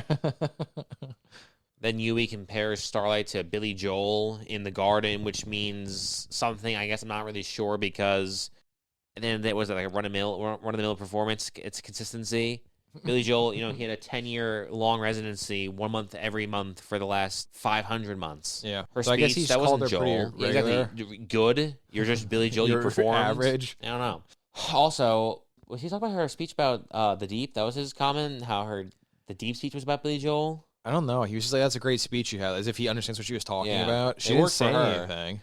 It worked for Annie January. I prefer Annie February. Yeah, her twin sister. Yeah. Then it's what Billy now we're back with the babies. Billy's got a baby in his hand. He's using it as a gun to shoot lasers by yanking its hair or something. That was diabolical. Catchphrase. Nice. Catchphrased or whatever. They should just kidnap that baby and have that in like his back pocket for the rest of the series. Yeah, that would be cool.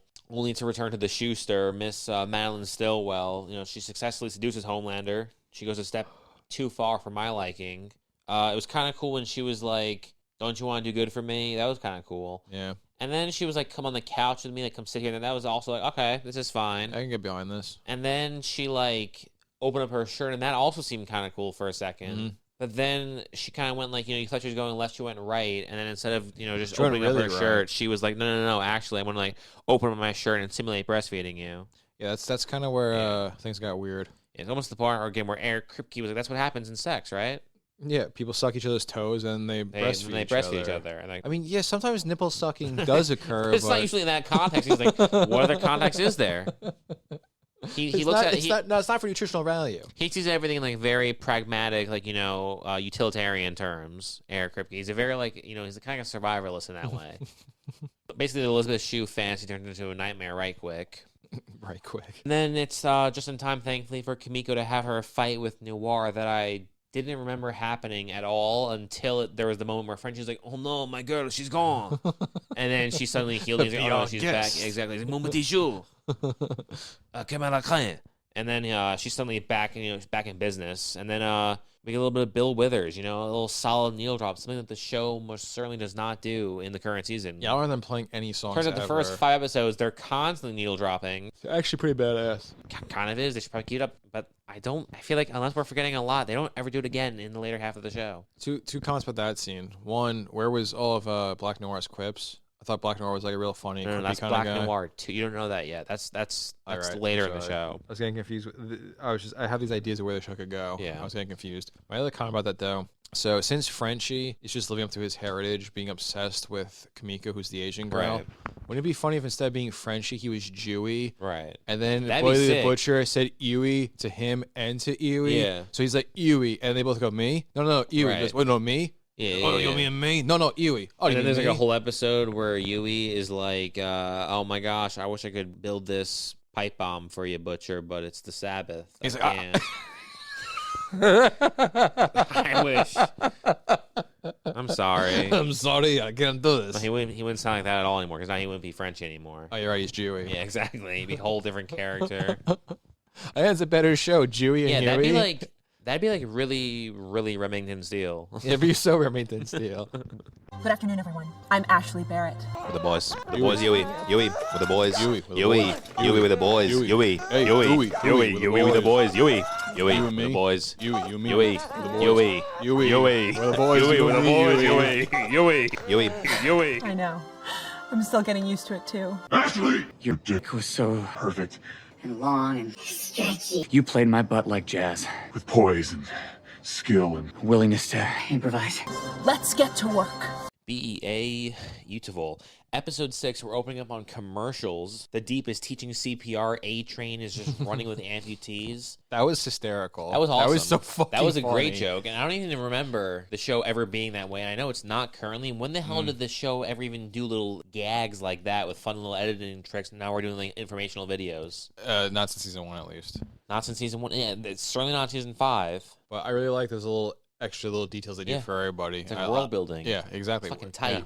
But that was so funny. A-Train, fastest guy on the planet, is walking around a bunch of guys that have one leg. That's so fucking funny. It's insane. Yeah. Bunch of roly-poly-olies just cruising along next to him. Then we go to Yui and Starlight having some drinks. Some random fucking guy, his best friend, all of a sudden. I don't know. I kind of checked out immediately. Yeah, I think his name's Anthony. Anthony? I think it was Anthony. I think that might have been the guy that in the last episode, Simon Pegg was like, I called your friend Anthony. Yeah. You weren't there. I think this was Anthony. No, Simon Pegg was like, I called your friend Anthony. And then he was like, no, it's Anthony, Dad. Dad. You know that. How lame was it weird for you when his friend was like, yeah, man, it's crazy. Robin's dead. This girl's way too hot for you, though. And then he was all nonchalant. Yui like, yeah, I know. She's pretty sexy. He didn't even like, so apparently this guy knows Robin. Uh-huh. So he was also friends with her, and now Robin's dead for like a month or maybe a month. I think it's like 2 or 3 days, but yeah. So she's dead, and this guy's like, yeah, but this girl's an upgrade.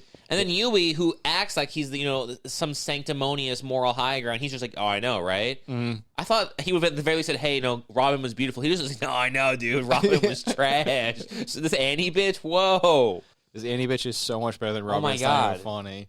I thought I was living it up. Turns out I'm moving on up to the east side. It's great watching Yui's face too, because it's like he keeps trying to act like he's on the moral high ground, trying to win, avenge Robin. But like he keeps forgetting she exists. He only remembered she existed because this guy brought it up. Brought him up. Otherwise, he was like, "Yeah, who? Oh yeah, that girl I used to date. She was all right." He's like, "I don't remember my life before I met Annie."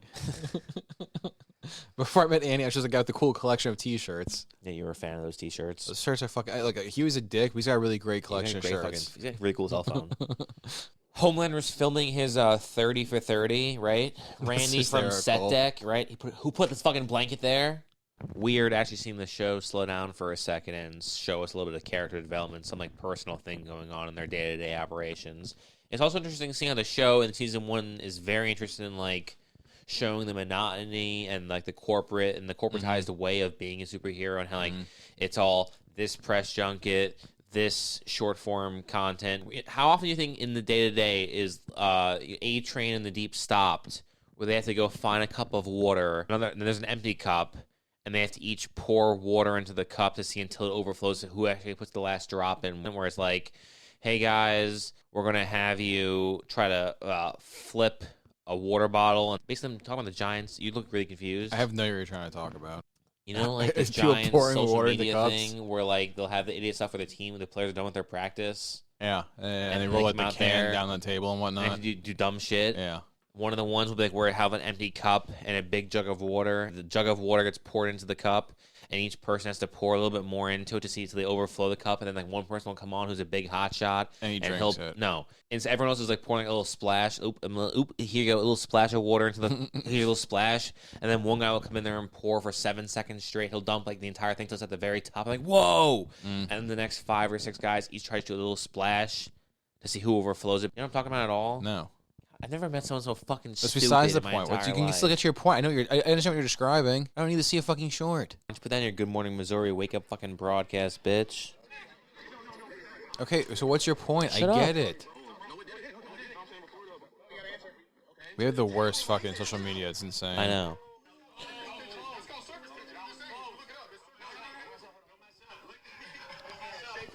These guys are fucking pushing 30. It's called Surface Tension. Look it up. It's like, you guys are so fucking stupid. It's insane. Having a great time. You guys are lucky you have sports. You guys are fucking useless besides that. They're mouth breathers. My point was, as far as this whole behind the scenes showing Homelander go through the day-to-day operation of, for 2 hours I have to go film this little vignette informational video about my childhood. Then I have to go on the Kelly Clarkson show. Then the Drew Barrymore show. Then I have to go on to Steve Harvey. Then I have to go do, some podcast. Then I have to go do my appearance on the Property Brothers with HGTV. I like how in the first season of the show, they're actually showing all the corporatized nonsense they have to go through. And my question was, how often do you think the Deep and A-Train or Queen Maeve and Black Noir get pulled aside to do some dumb short-form content for the Vought Instagram page where it shows them pouring water from one cup to another cup without overflowing the cup, one drop at a time? Black Noir never. The Deep and A-Train probably quasi-frequently. Maeve, probably not that much. Yeah, well, honestly, that being said, all this Maeve shit that goes on in the episode, I'll be honest, I kind of forgot she was even a character, let alone for the first 2 seasons, arguably being like the second female lead of the series. Yeah, she's like really important this season. Yeah, she gets like a whole lot for a whole lot of nothing. Yeah, I like how cynical she is, though. Yeah, I like the skirt, like the short skirt she's wearing. Yeah, I like how her boobs are pushed up. Yeah, to that's the cool. top. The brassiere aspect of it, that's pretty cool. Speaking of boobs, I really like Elizabeth Shue on the show. Say that for like 10 seconds, right? Apparently, Ashley, who looks so cherry and red, Elizabeth Shue, turned out she fired her. I don't know. I'm kind of now suddenly thinking that I have this big feeling where I hope Elizabeth Shue gets her fucking eyes lasered out of her fucking skull, right? Fuck her for that. That's oddly specific for a guy who's watching this for the first time. That's weird that you jumped to that conclusion. Well, no, because I in my head I remember Ashley being a main character in like seasons 4 or 3 and 4, and I know she was in the first 2 seasons, but like, she doesn't really stand out in the first 2 seasons. She kind of just exists in the first 2 seasons. And well, you said she's fired. Is she even in the next season? I think so. I think she gets hired immediately because I think she might be gone for the next 2 episodes, 7 and 8, and I think season 2 opens up where the Deep has some throwaway line like, "Oh shit, where's my latte?" Yeah, from Cheaper by the Dozen. And they realize Ashley is actually rehired because Shue's dead, and then they said, "Well, she knows the most, so she's now been brought back into Sue's position." I think. Well, speaking of Shue, I actually think she's great on the show. You know what I think's great? Colby Minifee. No, Tony, I know how much you like him. I fucking love him. Starlight goes in there and complains to Elizabeth Shue, saying how she misses her old uniform. In my opinion, fuck your old uniform. You're entirely in the wrong. Vought knows what they're doing here. They've been in the game much longer than you have. Maybe in Iowa that cape was cool. In New York City, you know what we like? Braziers. Then A-Train gets asked about Popclaw from his Mickey Mouse Clubhouse days at Vought. And again, what world building? Where does that go in the long run? Yeah, they drop all of it entirely. We have all these interviews. We have, like, different packages. Like, we're actually getting the broadcast of showing the stupid, ESPN bullshit before the actual game starts. We're getting these editing packages. We're getting news broadcasts. We're getting corporate functions. I remember thinking, too, before we started this, I was going to think, I remember liking what we watched, but I was thinking, I'm remembering liking. It's probably really lame how they do it. No, it's actually really great how they do really all good. That. Yeah. It actually works completely. And again, they drop it entirely. They drop it like Carrie in Sex and the City with her interviewing people in the city. Here's a guy rock climbing, talking about the girl he banged last night. They get rid of that. This show entirely removes all of the fun little details of, hey, here's the actual world in which they live in. Those little details actually make this show feel kind of special. Yui and Illy catch up a little bit. You're always calling people cunts or twats, but I never really got that how that's really an insult. They're flexible. They take a pounding. They're the reason behind like 98% of my life decisions. It's really, really, really gross. Yeah, that who's Huey's Josh Groban? Like, kill yourself. That Huey's like, oh yeah, cunts, they're flexible. Yeah, what a That's disgusting really way to phrase that. I disgusting. know. I spent 98% of my life thinking about them too, and never once did I. And I understand the notion. It's like, yeah, I guess they're not very rigid. You're right. They're actually. But what a super gross. It's like the bag of sand from 40-Year-Old Virgin. Like, why is Huey just... You tell me Huey's a Huey's virgin. pontificating about pussy, and his takeaway is they are flexible. They can take a pounding. And they're responsible for like 98% of the decisions I've ever made in my life. That's what he said there. Just for the 98 of the decisions I made in my life. Yes. It was very Remington Steele, the way he said it, actually. It was very cool how him and Billy were walking, and he was just so like, yeah, I love pussy this, I love pussy that. You know what? I think Huey's a cunt. Yeah. I never understood that's really an insult, though. Neither like, have they're I. so flexible. Yeah, they take a pounding. They take a pounding. They're like the reason behind almost, 98% of my entire life decisions. What does it even mean? I guess it means that Huey, while coming across like some straight edge virgin, turned out he's actually a pussy magnet. And he's like really knee deep in it every night. And that's why he's like talking about how they're so flexible and how 98% of his life has revolved around. I thought he was like a one-time, like, you know, I thought he was like a steady guy. Like, I thought him and Robin were kind of. I thought they were keen. I didn't even think they had sex, the two of them. But apparently he's an expert. Jack Quaid gives off asexual qualities. Yeah, completely. Yeah, entirely.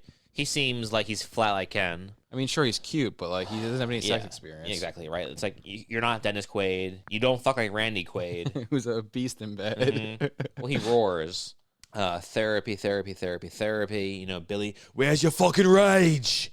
Crazy Tech Night reference. Can't wait to see what happens with that guy later on in the show. Again, where's your fucking rage? Yeah, two things. A, it's because they even mentioned Tech Knight this early on, because I don't remember him being a character until season 4 when he's just in the episode. Right, when he gets kinky. Yeah, where he gets a little Butler chokes him out past the point of fun. But as far as the rage thing, I actually way prefer the way you say it, because you've been making that reference for years. I've been saying it for years, and I always thought Billy was like, where's your fucking rage? Yeah, you rage when you say rage. And it turns out he's like, guys, why aren't you more upset about this? Yeah, it's really lame. He doesn't Illy the Butcher it nearly enough. You're more Illy the Butcher than Illy the Butcher is. Not only do I act better than Carl Urban does, but you're watching the scene. Not only are you shocked by how much he doesn't actually enunciate, where's the fucking rage? But then you also watch it and you realize how the show actually once had a cinematographer. I love how green it is. I love how green it is too. Where the hell's that go? It just goes out the window. That story also made my schlong hurt. Right, the girl freezing into ice and breaking off your cock. I felt like I didn't have one for a couple of minutes. I had more fucking rage than that guy has. I don't get though too. He's saying he still thinks about her. I'm pretty sure that would have been a deal breaker for me. Yeah, I'm pretty sure. Maybe me and my cock have an up and down relationship at times, even at our worst. Even when we're really at odds and it's fisticuffs between the two of us, I still love him to death. Yeah, and you're still best buds. I'm pretty positive if some girl rode me so long that she cut it off, I think I'd be done. I think I'd be done with her. I think I would, if that happened to me, I would encompass so much rage. Yeah, I would have so much I would anger actually become flowing a powerful through me. and just destroy her. And again, maybe it's one of those things where like you never think it could happen to you until it does. That you really have to experience it firsthand. But I feel like me getting my dick cut off vaginally, I feel like I have a little bit of animosity towards this lady. And just cunts in general. Yeah, cunts in general. I think I'd be a woman-hating man. I really do. I don't think I'd be sitting in a Meatloaf Fight Club help group. No, I'd become my own vigilante. I'm the cunt hunter. Yeah, the cunt puncher. The cunt puncher. Yeah. I don't know. I'm not sure how this guy is just so nonchalantly. It's honestly, it's like, where's your fucking rage? Yeah, where's your fucking rage? Cut to the Deeps going to Sandusky, Ohio. Oh, like, yeah. This is actually supposed to be a 2-day turnaround. It's only a 1-day turnaround. And then Elizabeth Shue said she was all, well, that's because it's going to Columbus, Georgia, not Columbus, Ohio. You see these letters by the city? Yeah, that's called a state. What else you got, Wonder Boy?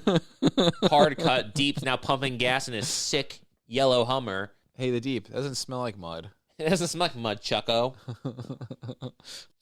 Cut to Seth Rogen. He's sitting there like, hey guys, I'm producing the show. Here's my little cameo for the first season. I'm assuming it's the last time we'll ever see him. That was the one little innocuous nod to him behind the production crew. I'm sure we won't see him gooning later on in the series. He's Seth, his partner is Evan. And that Goldberg. black guy who got his dick cut off, right. He's Seth or Evan. Which one is he? I think he's Seth. So you tell me Seth Rogen doesn't have a cock? It's cockless? He jerks it off later in the show. We don't see it though. I think Seth's cockless. I think he lacks the cockle. Yeah, he's out of cock. You know what's weird? The Deep apologized for his transgressions with Starlight. I believed him. And that was the first time in the entire thing where I was watching it, and for some reason, one thing he did, maybe it was the smirk, maybe it was the tone of voice, maybe it was the way his hair was laying on his face. Something about it for the first time while watching it. I looked at him and just thought, holy shit, that's Nate Archibald.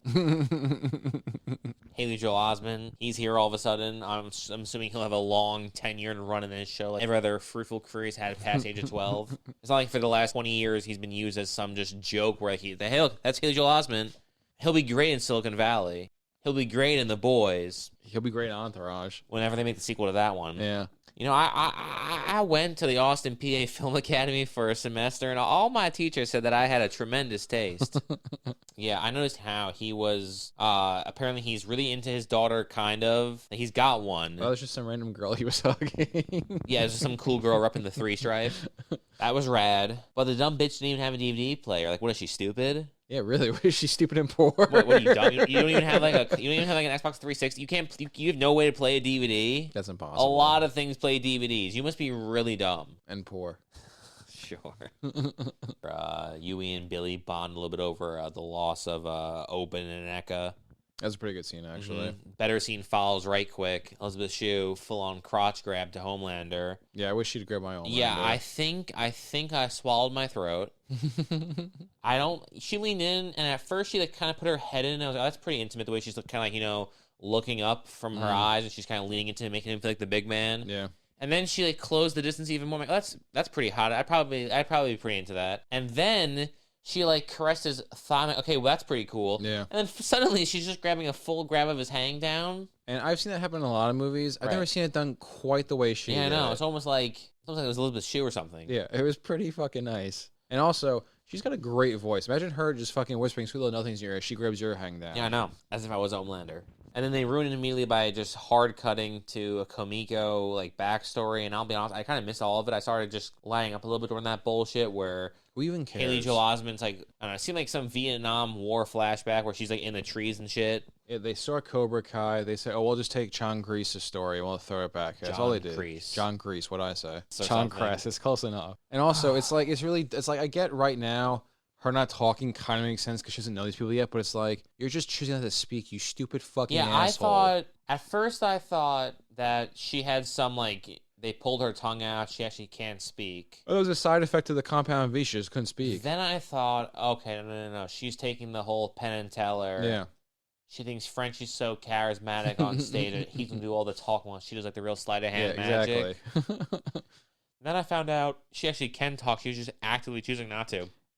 And you're putting everybody in danger by not speaking. A lot of time, but she waited, I'm pretty sure, until to scream no. I can't wait till we get to that. After watching 3 more seasons again of her not speaking, just to get to the moment where she finally says, Frenchie, no! It's so underwhelming when she finally talks. Overwhelming is Jennifer Esposito and how hot she is. Yeah, completely. Yeah. I didn't catch a word she said to Billy. However, I felt what she was saying. I could feel that. I didn't hear anything, but I felt it. I could feel the tension and the heat from her eyes and how she was staring. I really hope she's in like the entire show doesn't suddenly get, combusted just for like shock value. I don't think they'll do that. Mother's Milk, turns out we learned a lot about him in this episode. He watched, or is currently actively watching Downton Abbey, and he actually knows that it's not Downtown Abbey. He actually knows it's Downton Abbey. Yeah, that's crazy. There's also the introduction of him talking through the side of his face. Yeah, true. The first episode or two, he was talking forward facing. Yep. He's starting to do the whole Harvey Dent, only half my mouth moves. Yep. Then we find out that Haley Joel Osment, he actually can't be trusted. He and A-Train go all the way back to the teenage Kicks days, and oh golly gee shucks, he's talking to Homelander, and the dickhead yoinked his phone. That wasn't English. And the dickhead yoinked his phone. I like how you said it the first time. The dickhead yoinked his phone. And the dickhead yoinked his phone. That's fucking typical, man. Haley Joel Osment's getting fucked over by people left and right. Does Homelander kill him? I think later on he gets his hands snapped by somebody. I think Komiko maybe in a bathroom in the next episode might like break his hands from his wrists. Doesn't Homelander later on in the show kick that girl off she was going to kill herself and pushes her off the building? Season 2 after Stormfront kills herself. He should have pushed Haley Joel Osment off the building and said, "I now see dead people." That would have been real meta. Aaron Moriarty talks about being on like a pink sand beach. Sounds pretty fun if you imagine that for a second. That sounds pretty fucking cool. I'll do you one better. Colby Minifee on a pink sand beach. I'll do you one better than that. Starlet. This whole entire recording is just for me to constantly obsess over Colby Minifee, and you're gonna throw in a wrench in the works. Another thing. My actual favorite scene of the entire episode, the final scene. Billy walks in on Yui, macking on Starlight. I wonder, has Starlight ever been so sweet as she's talking about how great of a man Yui is and how much she loves him and how he's like, such a perfect time of his life. He's just walked in where she needed him most. She even offers to go get Billy a fucking pitcher of Guinness all of a sudden. What a lady. Well, she's pretty nice later on in the show when, I forget, I'm not going to say that. Sick. So it just ends with me saying, oh, she got him a pitcher of Guinness, and you're like, yeah. My last note said, "Hey, Billy Zane's here." It's the last note I have. Good afternoon, everyone. I'm Ashley Barrett. With the boys. With the boys, Yui. Yui. With the boys. Yui. Yui with the boys. Yui. Yui with the boys. Yui. Yui, You with and the me. boys. You and me. Yui, With the boys. Yui, Yui. Yui, With the boys. Yui, You with the and me. boys. Yui. Yui, Yui, Yui. I know. I'm still getting used to it too. Ashley! Your dick was so Perfect. And long and stretchy. you played my butt like jazz. With poise and skill and Willingness to Improvise. Let's get to work. That was 7. Yeah, it was 7. Episode That was the 7. 7. Holy shit, Quinn James. I almost forgot she was in the show. I forgot how weird Bush does with that beard. Right? Never want to see it again. Yeah, like a that's cursed yeah, image. exactly. It's a cursed image. Thankfully, they cut quickly. We go from Ely the Utcher with Quinn James, and we jump right into Yui and Starlight, you know, bumping uglies and whatnot. I think they're in love. I also think Robin who? Guarantee there's no moment in season 5. There's no cathartic moment where he's like, I'm redeeming Robin. No, there's definitely a scene where he's like, hey, you guys killed my girlfriend. There's the reason I'm here. There's definitely a scene. He's over it. That was you know, that's like old Scratch. He's into that new Scratch. Yeah, for sure. I was kind of furious we didn't see the Deep get a Blizzard nor write more to his memoir. I know. We got the deeper story, and we stopped there, and we didn't see him having like, you know, I thought we were going to turn into a whole like Woody Allen-esque movie where like now the Deep has writer's block and he's walking around Sandusky, funny. Ohio. He's with a blizzard and he's trying to think about what to write for his memoir. Yeah, he's got a different way of speaking, a different tone of voice. That would have been so funny. He's got a shorter stature. He's more hunched over. He's wearing glasses. And he has a cardigan on. Yeah, of course. Well, yeah, unseasonably, but of course. Exact same outfit, just he has the cardigan on top of it. Yep. So he still has, you know, a onesie where his shoes are part of his pants, but he has a cardigan over it, over top. Unfortunately, we don't stay in the Deep's mental space. Instead, we go right to Starlight in a meeting with the Seven where she's now getting exposed for fucking Yui, and she's all embarrassed, and I get it, you know. Every once in a while, we've all been somewhere where we either, you know, we talk to somebody, we flirted with someone, we did hand stuff with somebody where we're kind of not too proud of it. So apparently Starlight's in that denial stage of grief where she's like, oh, I didn't have sex with fucking Yui. Homelander calls her out for he knows she did. She feels terrible about it. Pretty solid scene. I actually really love how Maeve jumps to her defense. I don't even remember. I'll be honest, I don't even remember Maeve. It's like it's 8:30 and I don't even remember Maeve talking In the episode we just watched, in general in the show. I don't know if Maeve has had one single scene in the entire series yet. I know I saw like that one promo material where it was like vault coverage showing all the Seven posing. That was last episode. No, it was like episode 1 where Lamplighter was still there. Okay. I don't even. Maeve even spoke. Yeah, she jumped to Annie's defense. How so? Homelander was like, "Listen, Missy, I'm gonna kill you." He's like, "Put your hands by your side, bitch." I heard that part. Yeah. And Maeve's like, "Yo, she doesn't know what she's doing. She fell in love with the dork. It's not her fault. Yeah. Huey's hung like a horse." Hung like a horse? Did you see how Starlight's eyes fucking like got all yellowy when he was fucking inside her, dude? She fucking lit up like that was her like Christmas electricity tree. powers. What? That was her electricity powers. Yeah, that's how good he is, though. Thundercock. Yeah, that's interesting. It's Huey Thundercock. Whatever his last Butcher? name may be. Yeah, Butcher. Butcher Jr. Turns out, remember in the first episode when we thought it was crazy how Billy was just like punching translucent, nonchalant, just aura farming as he was striking him down? Yeah. It was a little strange, right? We thought, how's that possible? Turns out super easy. Barely an inconvenience.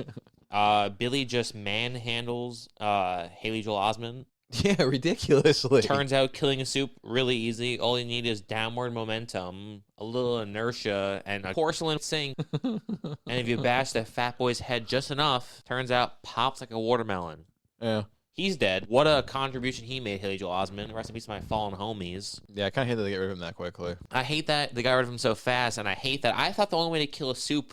This is episode 7. I watched 7 episodes thinking the only way to kill a soup was by high voltage electricity up the ass. Yeah. Turns out... right on the cheeks. A nice porcelain white sink does the job. I thought you needed to, like, have a TV on a wall that broke and there was still an electrical feed. I thought you needed, like... pull it out and almost get the guy up the ass, and your friend kicks him in the shinny, he falls back, you get it up the ass, you get an Eric Kripke butt cheek shot. It also doesn't make sense how I'm under the impression all of them have like mild super strength. Exactly. Because mild superheroes. super strength. Yeah. You're thinking slightly faster, slightly stronger. Well, everybody in the 7 does at least, so I thought they all had that. Nope, not Haley Joel Osment. He can just kind of hold your hand and like Long Island medium that shit. That's it. Or Hollywood medium. What's that guy's name? Is it Hollywood medium or is it Hollywood like what's the Tyler whatever guy? I think it's Hollywood medium. Hollywood medium. Yeah, I think you're right. Yeah. Dog gets brained. He gets splattered all over the fucking pavement. He's gone. It's a fun little arc. Where's my fucking arc, right? We go back to the deep. He's not, again, no blizzard in hand, no second chapter of his memoir. Instead, he's being gill fucked. He's being gill finger fucked. It's really gross, too. Knockoff, discount, Wish.com, Katie Cassidy. That's pretty good, actually, description. Gossip Girl alum. Freddie gets fingered, and the deep is just, he feels violated, and I guess it's kind of like, I felt violated. It's kind of, like sliding doors where he violated in episode 2. Now he's violated in episode 7.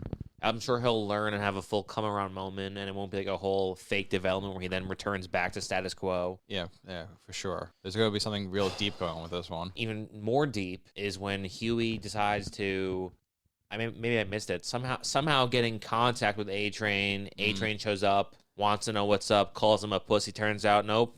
Pull the wool over your eyes. Actually, I have a little bit of compound V here. Oh, that was super badass, actually. Yeah. I have this Asian girl just hiding out in my ceiling somewhere. She was in his back pocket. She'll materialize. I'll summon her. She'll get there. She'll break your leg or something. That's so stupid. Maybe you'll heal fast. Is there like this vague super strength? Sometimes. Because he's fine in episode 8. Right. But he does a whole little run around the property. He's like, yeah, no one's here. You I saw no one here. You really brought no backup. You actually brought no backup. And then Kimiko's just like, psych, I was here the whole time. I was actually here as well. But again, though, the whole super strength thing, it's like, how she just, I get she's also strong, but like, Turns out she's stronger. She's stronger. Remember the part in Twilight? Remember the part in Twilight when those werewolves were like, yeah, we'll work faster. But why break one leg? Break both legs. Why not kill him? Yeah, why not kill him? Exactly. He's been a scumbag. Turns out all you need is a good sink. And he's got at least a bathroom in that place. Just bang his head against the fucking sink. Yeah, in fucking the boys' land, it's everything but the kitchen sink is actually an idiom about killing soups. Then it's Simon Pegg doing, for some reason, a horrid Midwestern accent. It's really bad. When it's a character who's supposed to like live in Queens. That's confusing. It is confusing. So you're telling me you can't do an American accent, but not only are you failing at an American accent, you're choosing to do a guy from Des Moines for a man who lives in Queens. And I feel like a Queens accent probably would have been easier for him to handle. I don't know. He couldn't handle the accent. He couldn't handle not calling the strange Asian girl an Oriental. That was pretty funny. I did like that. I like that quite a bit. Because honestly, I'll say it. You put an Asian person in front of me, the most beautiful Asian person in front of me. I think, yeah, what a beautiful Oriental. I don't think what a beautiful Asian person. That's interesting. I think the same thing. I think what a beautiful Oriental. What a beautiful Oriental person. Did you say rug? Yeah, I did. That was the punchline? That was the rug? punchline, yeah. Oriental rug. That's good. How crazy is it that John Homelander is John Banshee? That's pretty crazy. 2 shows, 1 actor, both named John. That is pretty nuts. Then we find out Homelander, turns out, Eric Kripke, sorry, yes. You'll acknowledge that Homelander was in fact raised like a lab rat, but according to you and your very talented writers team, we should not feel bad for him at any point. Yeah, I don't get that. Why are we giving all this sad, tragic tell us that he backstory? had a horrible upbringing. Show us how he's trying to be the man he thinks he should be. Give us all this interesting detail about his, here's his little blanket. Here's the baseball trophies he's never won. And listen, I have a baseball 2 or 3 trophies, right? And I cherish them, of course. What man wouldn't? I feel for John Homelander over here. You tell me he has to lie, talk about how he played shortstop for the fucking Orioles and whatnot. It's a heartbreak. And then we see the actual scenes of his childhood, and he's in a padded room with a little viewfinder for them to just laugh at him, and he has his little blanket. It's ridiculous. Some might look at him as the world's greatest superhero. Others, what do they see? You're my greatest failure. Not only do we, again, for the 3rd time, not get an update to the deep memoir, and we don't see, did he get a blizzard? Is it a Reese's Pieces? Is it an Oreo blizzard? The deep is at the grocery store, and he's talking to some crustacean. He befriends a lobster, and doesn't go over well. No, the dog gets brained. He gets head canoed right quick. Not only was that hysterical, though, but also, I feel like that's not how it works. Don't they give the lobsters, like, alive? Alive, right, yeah. When have you ever seen a lobster be killed at the store? Yeah, because, like, we had lobsters one time, and we put them live. I've seen countless videos where the person like has a big pot And they're like, oh my god, this is my new friend. I can't kill my new friend. And then they boil him alive. Yeah, you hear him screaming. Yeah, you hear him screaming. You dip their fucking limbs in butter. Mm-hmm, exactly. I thought you can't cook them dead because it fucking fucks up the meat. I have no idea if that's the case. All in my head, I have like this weird distant memory of some like jerk off masshole moron, and he's on the back of a fishing boat, and he's catching lobsters. He's like, oh, this one's a little too old. I can't catch this one. Whatever the equivalent of under the ocean deforestation is. Whatever the deforestation word is. Whatever the word for deforestation for coral reefs is. Decoralization. Some guy he clips the back of a lobster tail and he says, "Oh, this one's got eggs. I'll toss it back in the water." Throws it in there. Yeah, remember he stabbed it in the head, then threw it back in the water. Yeah, I don't know. I think it was just like a punchline. Maybe it's because Eric Kripke is Jewish and like, do Jews eat shellfish? I don't think so. I think it's a sin. I don't think they do. I feel like the whole cloved hooves thing also counts for crustaceans. Yeah, if it's crusty. Yeah, if it crawls on the sea floor, don't eat it, said Abraham. They kill the Deep's friends, which is also goofy in the sense that, like, remember the scene in Bruce Almighty when Jim Carrey suddenly hears all the prayers and he's, like, about to go insane? Did the Deep only hear that one lobster talking to him? I thought the same thing. When he heard them all screaming and I thought he was going to begging, buy all the lobsters. But they brushed past that. Still no Blizzard. Still no memoir update. Because instead of talking about the Deep, the show instead says, yeah, let's go see what Monique has to say. Who's Monique? Yeah, who's Monique? Exactly. Monique, apparently, she doesn't want to see again. Oh. She's done with Mother's Milk. Who the fuck cares about Mother's Milk, Monique, or whatever their fucking bastard kid's name is? It's got to be another M name, like Moesha or something. Yeah, Mother's Milk. I wish it was. I'd rather, you know what? If Moesha was in this, that'd be great. Be a way better show. I thought that was a great scene, though, how the FBI gets involved with this. And that's like one of those things we were talking about before, how they keep dropping all those small little details with, like... World building. Yeah, the FBI thing they always say that's so like really important for a writer to do. Yeah. World building. The FBI bit makes it feel so real, like there's actual, like, earthly consequences to this stuff. And then they have the whole soup terrorist thing. Where's all that go? That's the first and last time we see that guy. I know. They actually have the audacity to end the episode to it. Yeah. Wasn't it a needle drop to Billy Joel? Yeah, I think so. I think it ended to Billy Joel. Yeah, it was this last episode. Elizabeth Shue and Jennifer Esposito, they were facing off. We're sitting here. We're all thinking, why aren't they scissoring? Yeah, that'd be a fun fucking time. But what a scene it was. We get a little bit of Ready or Not footage, a little, night vision goggles going on, footage of these terrorists, a little Iran action. Wonder what goes on over there. We're hearing about soup terrorists. Where's this going to go? Nowhere. Yeah, exactly, nowhere. Hard cut. In fact, Billy is Barrett 50 cal point blank barrel stuff from 3 Starlight. feet away. How'd you not see him? How'd you not see him?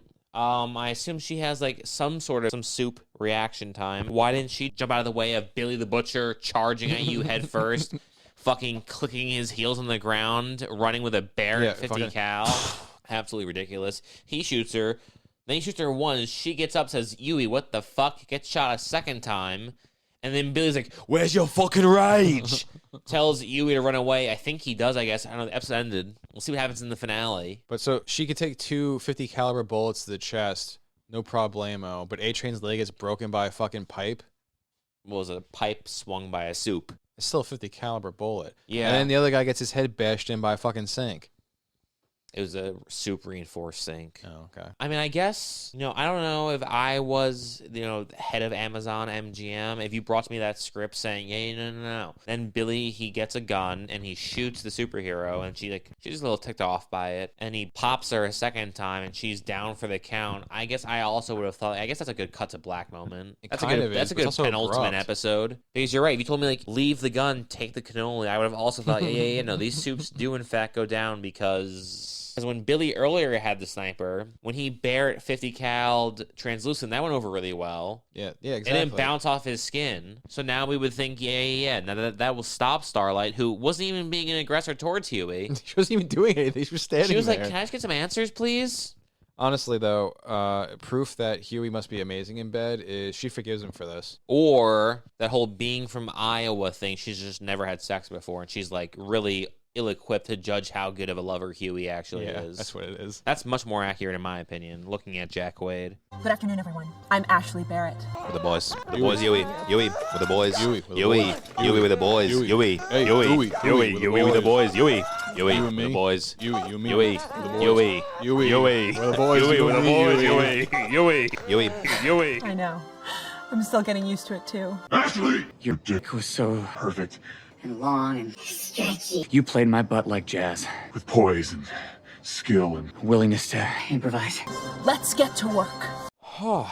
9 o'clock in the morning, we finished the first season of The Boys. We get the whole Homelander, you guys are the heroes. You guys really are the real heroes. Yada, yada, yada. Dark room, eye lasers, rock the Casbah. I've seen it 100 times. Followed up with the boys will be boys. They're in a motel. We get a little title card shot. Billy's fronting, he's lying. Mother's Milk is trying to talk out the side of his mouth. I've seen it 100 times. Then Mallory gets a scene after like 8 episodes of saying where, Mother's Milk will be like, yo, Billy, that's what happened with Mallory's son. And then French will be like, oh, Mallory's son, that's what happened with all. And then Hugh will be like, what happened with Mallory's son? We finally see Mallory. Mallory says something to Billy. She's like, yeah, this is kind of crazy. You and Yui are pretty nuts. Who's Mallory's son? I know they said it 1,000 times, but I don't even remember. I guess he's some guy who died before the first episode happened. Do we get any closure on that, or is that just some superfluous detail? I think it's some ancillary character who means nothing. Yeah. Then we get A-Train, the fucking fastest man alive. And he's on crutches, mind you, but I don't know, he's like crashing out in some Foot Locker where it's just some dumb scene where some guy sees A-Train and he's familiar with who A-Train is, but he doesn't recognize A-Train until someone else in the other section of the store, the Foot Locker, is recording. They're recording A-Train. He's like, oh shit, no wait, why would someone record some random guy on crutches? That must actually be A-Train. So stupid. So then he's like, oh shit. Pretty dumb scene. A-Train gets mad. He's all annoyed. Like, oh, now you know I'm A-Train, so now you care that I'm A-Train. I've seen it 1,000 times. I've seen it 1,000 times. Billy and Yui, they duke it out for like a minute. Feels kind of forced. Not sure if I really caught what was going on. I think he was like maybe annoyed about, I don't know, Robin maybe or something. Hugh was saying something like, I don't understand why you call people cunts and twats. That was the last episode. This is like some new fight. Oh, okay. Yeah, this is more like, that was that old school Yui Billy beef. This is that new school Yui Billy beef. I gotcha. Then we get to the best part of the episode, the Deep. He listens to REM. He shaves his chest. He buzzes off the hair from his head. We've all been there. That's me after any good breakup. Bare ass right to the camera. What do you think was the better head shaving scene, the Deep or Shane from The Walking Dead? I'd say probably the Deep, because while Shane from The Walking Dead was filmed better with the whole steam in the background, the crazy look in the mirror, you know what Shane was missing? His butt. Bare ass to the camera. Yep. Exactly. The Deep just going, no Speedo, not trying to tan his cheeks. Looked pretty good just bare facing us. Beautiful physique. Yeah, phenomenal. Honestly, aspirational. Then it's Yui and Starlight. They're having a chat within a church. Kind of weird because you think Annie Silicone would have caused her to burst up in flames when she walked through the threshold. That's fine. Apparently God doesn't frown upon that anymore. Then Starlight's all like, Yui, I know we had this talk in this church for some reason, but get away from me. And then Yui's kind of in a real, in control, dominant male, machismo kind of way. He sort of just says, you want me to go? Oh, yeah, no, I'll see you. Machismo, no. He does the George Michael walk. He does the whole Snoopy sound. The fucking, the Peanuts walk. Yeah, exactly. That's not he machismo. He does do that. True. But most guys, girl says, I want you to fucking go. Most guys are like, no, stop. They match the emotional intensity of the woman. Okay, I get what you're saying. Huey he just gives up. Ashley's like, oh, you want me to leave? You said it. He turns around, he walks away. What happens on his third, fourth, fifth step? She's like, no, wait, come back. No. She's like, Mango, Chris Kattan on SNL. No, please come back. No, leave me. Do not come back. Get out of here. No, come back. Please come back. I love you so much, Yeah. So he takes 2 steps away from her. Annie January, a.k.a. Chris Kattan's Mango. She calls back for Huey. Huey turns back. Pretty typical, Girl says leave. She wants you to stay. Because, girls only say hate you to the guys that they love. I know. The highs, the lows. It comes, it goes. You say, be real. I try. I don't. Now they're at the point in the makeup period where they're both going to, kind of have this implicit, hey, I wish the best for you. But then, one of them will send the other person, made me think of you. some random like meme they saw while scrolling. Like, hey, remember that one time? Reminisce back on this little situationship they had. A-Train, he's getting a workout in. We actually A-Train is pulling a train. How crazy is that? A-Train is pulling a train. His brother is absolutely furious, but think about this classic Kripke writing. A-Train is pulling a train. You must have deep. That's pretty deep. That's pretty deep. That's the kind of shit Kripke and Kripke alone can even comprehend. When we watched the show the first time, I didn't even know it was his brother. Right, I just thought it was his trainer. I thought it was just his trainer. Yeah. Apparently, I guess like in Talladega Nights, the legendary Ricky Bobby, I guess Michael Clark Duncan was Will Ferrell's brother. Yeah, his older brother, yeah. Yeah, and I guess Mr. Miyagi was Daniel LaRusso's brother. I guess Chow Yun Fat, he was Sean William Scott's brother. Yeah, his older brother. In Bulletproof Monk. Bulletproof Monk, yeah. That's weird. I kind of thought there was a trainer thing, and I guess like... A trainer for A-Train. A trainer for A-Train. That's pretty good. Turns out this is A-Train's brother, not just his trainer. He's real good at walking on 2 feet. I hope he never loses that ability. Yeah. Then we meet Stan Edgar at like some little gala party thing. Who cares? Move on. Then I don't know. Maybe I just don't understand like the understated subtlety of the difference in female ages. Maybe a guy who's 25 versus a guy who's 35 is like different than a girl who's 25 and a girl who's 35, because all of a sudden Queen Maeve is standing there bright-eyed and bushy-tailed saying she used to be just like Starlight and how she really let herself go and how she used to have an ass you could bounce a quarter off of, but now she's just like this old hag and she's saying how Starlight, I used to be a wonderkin like you. If this is her let go, I can only imagine how she used to I know. But it was the first scene in the whole entire first season where I actually now complicitly say I do remember Queen Maeve speaking. Okay. Yeah, she spoke a lot. I know she's a character. She talked to Starlight about like several times being how like, oh, it's hard being you. It's even harder being me or something. Yeah, I'm so ugly and disgusting now. It was kind of in one ear out the other. Then it was more Madeline Stillwell. She starts tonguing Homelander. Made me start to sit a little unwell actually. Really unwell? I felt pretty fucking good actually. I felt a little uncomfortable. Like my briefs got tighter. Oh, okay, I gotcha. She then tells him to take off his pants. Turns out Homelander's a one-pump chump. I think he was self-conscious about it. Yeah, what's the bigger twist? That Homelander created the supercharged jihadi, or that fucking Homelander can't hold his jizz in? Fast. Yeah, that's more shocking to me. Because I thought Homelander was much... honestly, you put a gun to my head, I would have said Homelander is much more like fucks for 4 hours, then says, "Listen, I'm not gonna come." Yeah, I can't finish tonight. I'm sorry. I thought Homelander had a mental block about coming. Turns out it's the most greased free lanes of all time. The ball is scooting down. Really. It's a strike every time. She got on top of him and he was done. Yeah, which is I why think he pumped and he cried almost. He did, yeah. And then she caressed his head and she called him a sweet boy, and he was hooked. Little does she know, though, when she said she was proud of him and how he's like a real good boy and whatnot, she actually entirely surrendered and gave up the pussy, which means she gave up the power of the pussy. And it seems like Homelander now got it, and he's ready to, beat it, hit it and quit it like a drum. He's gone. He's ready to go on. Turns out her Hail Mary was not answered. She's not Roger Staubach. She should have not thrown it, and she probably should have kept, edging him a little longer. Just a little bit. Turns out his obsession was a little on the surface. So yeah, they pretend to bond. She's like, she's kind of between a rock and a hard place. Homelander says it very clearly. Hey, don't lie to me. What does she do? Immediately lie to him instantaneously. What a feminine urge she succumbed to. And he's done with her. He doesn't care what she has to say. The whole, this bullshit miscarriage propaganda. He doesn't believe it. Boy, are you fat. Homelander's done with her. Then Yui gets face fucked by Frenchie and Mother's Milk real quick. Yeah, dude. If I was an actor, we've seen so many things now where other people just let people shove their fingers in their mouth. I don't understand how that's just a thing that happens all the fucking time. It's because sometimes Yui's the girl, sometimes Mother Milk's the girl. That's hot. I get it. Now, it seems like Huey's just always the girl in this scenario, and he's getting double teamed by Frenchie and Mother's Milk. Yui, after getting his face fucked, he's hanging out with Frenchie. He's hanging out with Mother's Milk. They're behind a barrier. Mother's Milk decides to go run in, pick up this Oriental girl. He gets her, brings her back. Huey's shooting, which is kind of dumb because they've established that Yui's just this big gamer nerd type. So you think he'd be able to have a little bit providing support cover, a little bit cover fire. Yeah, a little bit. He can't do it. Doesn't matter though, because thankfully his girlfriend's here, and as she said so eloquently, I'm a fucking superhero, Huey. I don't really care, but A-Train's here. It's time for the big showdown. Finally, you know, it's time for Huey to get revenge, to avenge his precious Robin. Something. A-Train loves Popclaw a ton. Then he suddenly has a heart attack, and for some reason you think like, hey, crisis averted. My mortal enemy, the guy who ran through my girlfriend, and not even in like a sexual way, he just ran through her physically, like literally ran through her.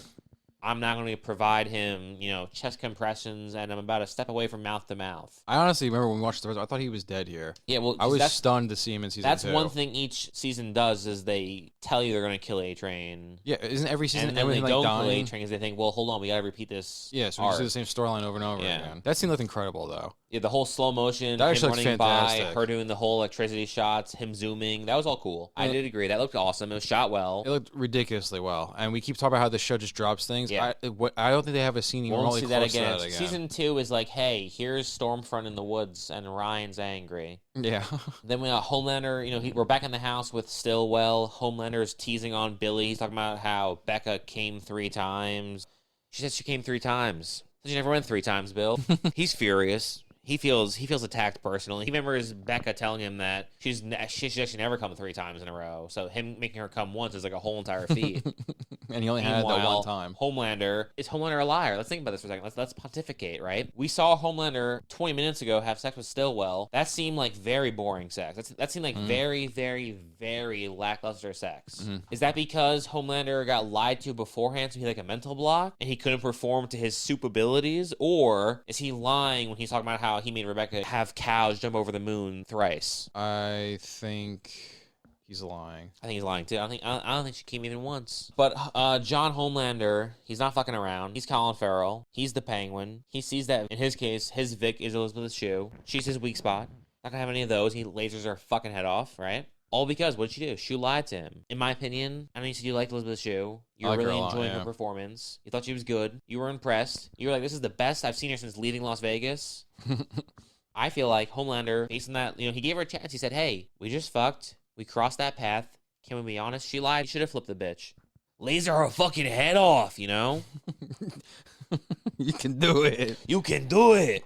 Lasers, you know, Lupe Fiasco, you know, bye-bye, Shue, bye-bye. You gonna miss her? Yeah, a little bit. I like how he kills her. I think the ending scene's actually really great, especially because I like that the baby's there crying the entire time. It's a tense scene. I think it's great how he just turns around and kills her. I wish she was in the next episode. Suddenly, wakey, Homelander, in fact, saves Billy for some reason. For some unexplained, silly reason, he saves Billy. And then here's our introduction to Fake Ryan. The real Ryan. Fake Ryan sucks. Fake Ryan, you know what's crazy? Real Ryan also sucks. Yeah, real Ryan's terrible. Turns out real Ryan is God's gift to God when you compare him to Fake Ryan. And I also love how the kid's eyes flash, which I'll tell you doesn't make sense to season 2. No, it does not. Season 2, he's like, wait, I have powers? Yeah, isn't season 2 when he pushes him off the fucking roof? Yeah, he's like, all I shocked can't by fly. it. Good ending though. Sets up for season 2, but again, it's like, well, I know that Ryan thing was a dumb little just motif for no real reason. That wasn't thought out. You recast the kid.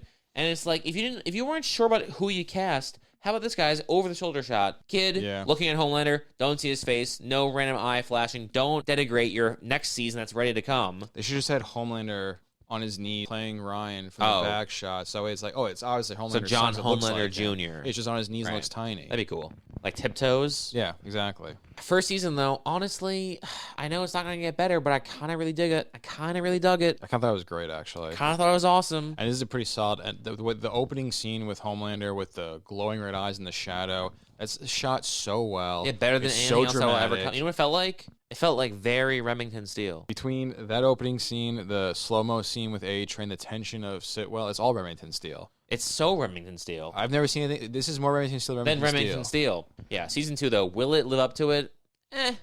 We'll see. So we're making jokes? Mutually assured destruction. No cap on God, bro.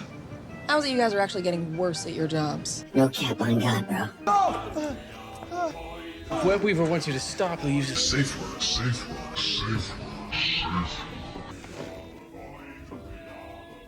And how do you, provide hope when you're so distrustful of leaders. And so, you know, I think just the point we're making with her is it's not easy. You know, like real change and real hope is hard and scary and takes small steps, but that's what it really takes. The big sweeping gestures are bullshit. We have complete faith in the American legal system to get things right, like it always does.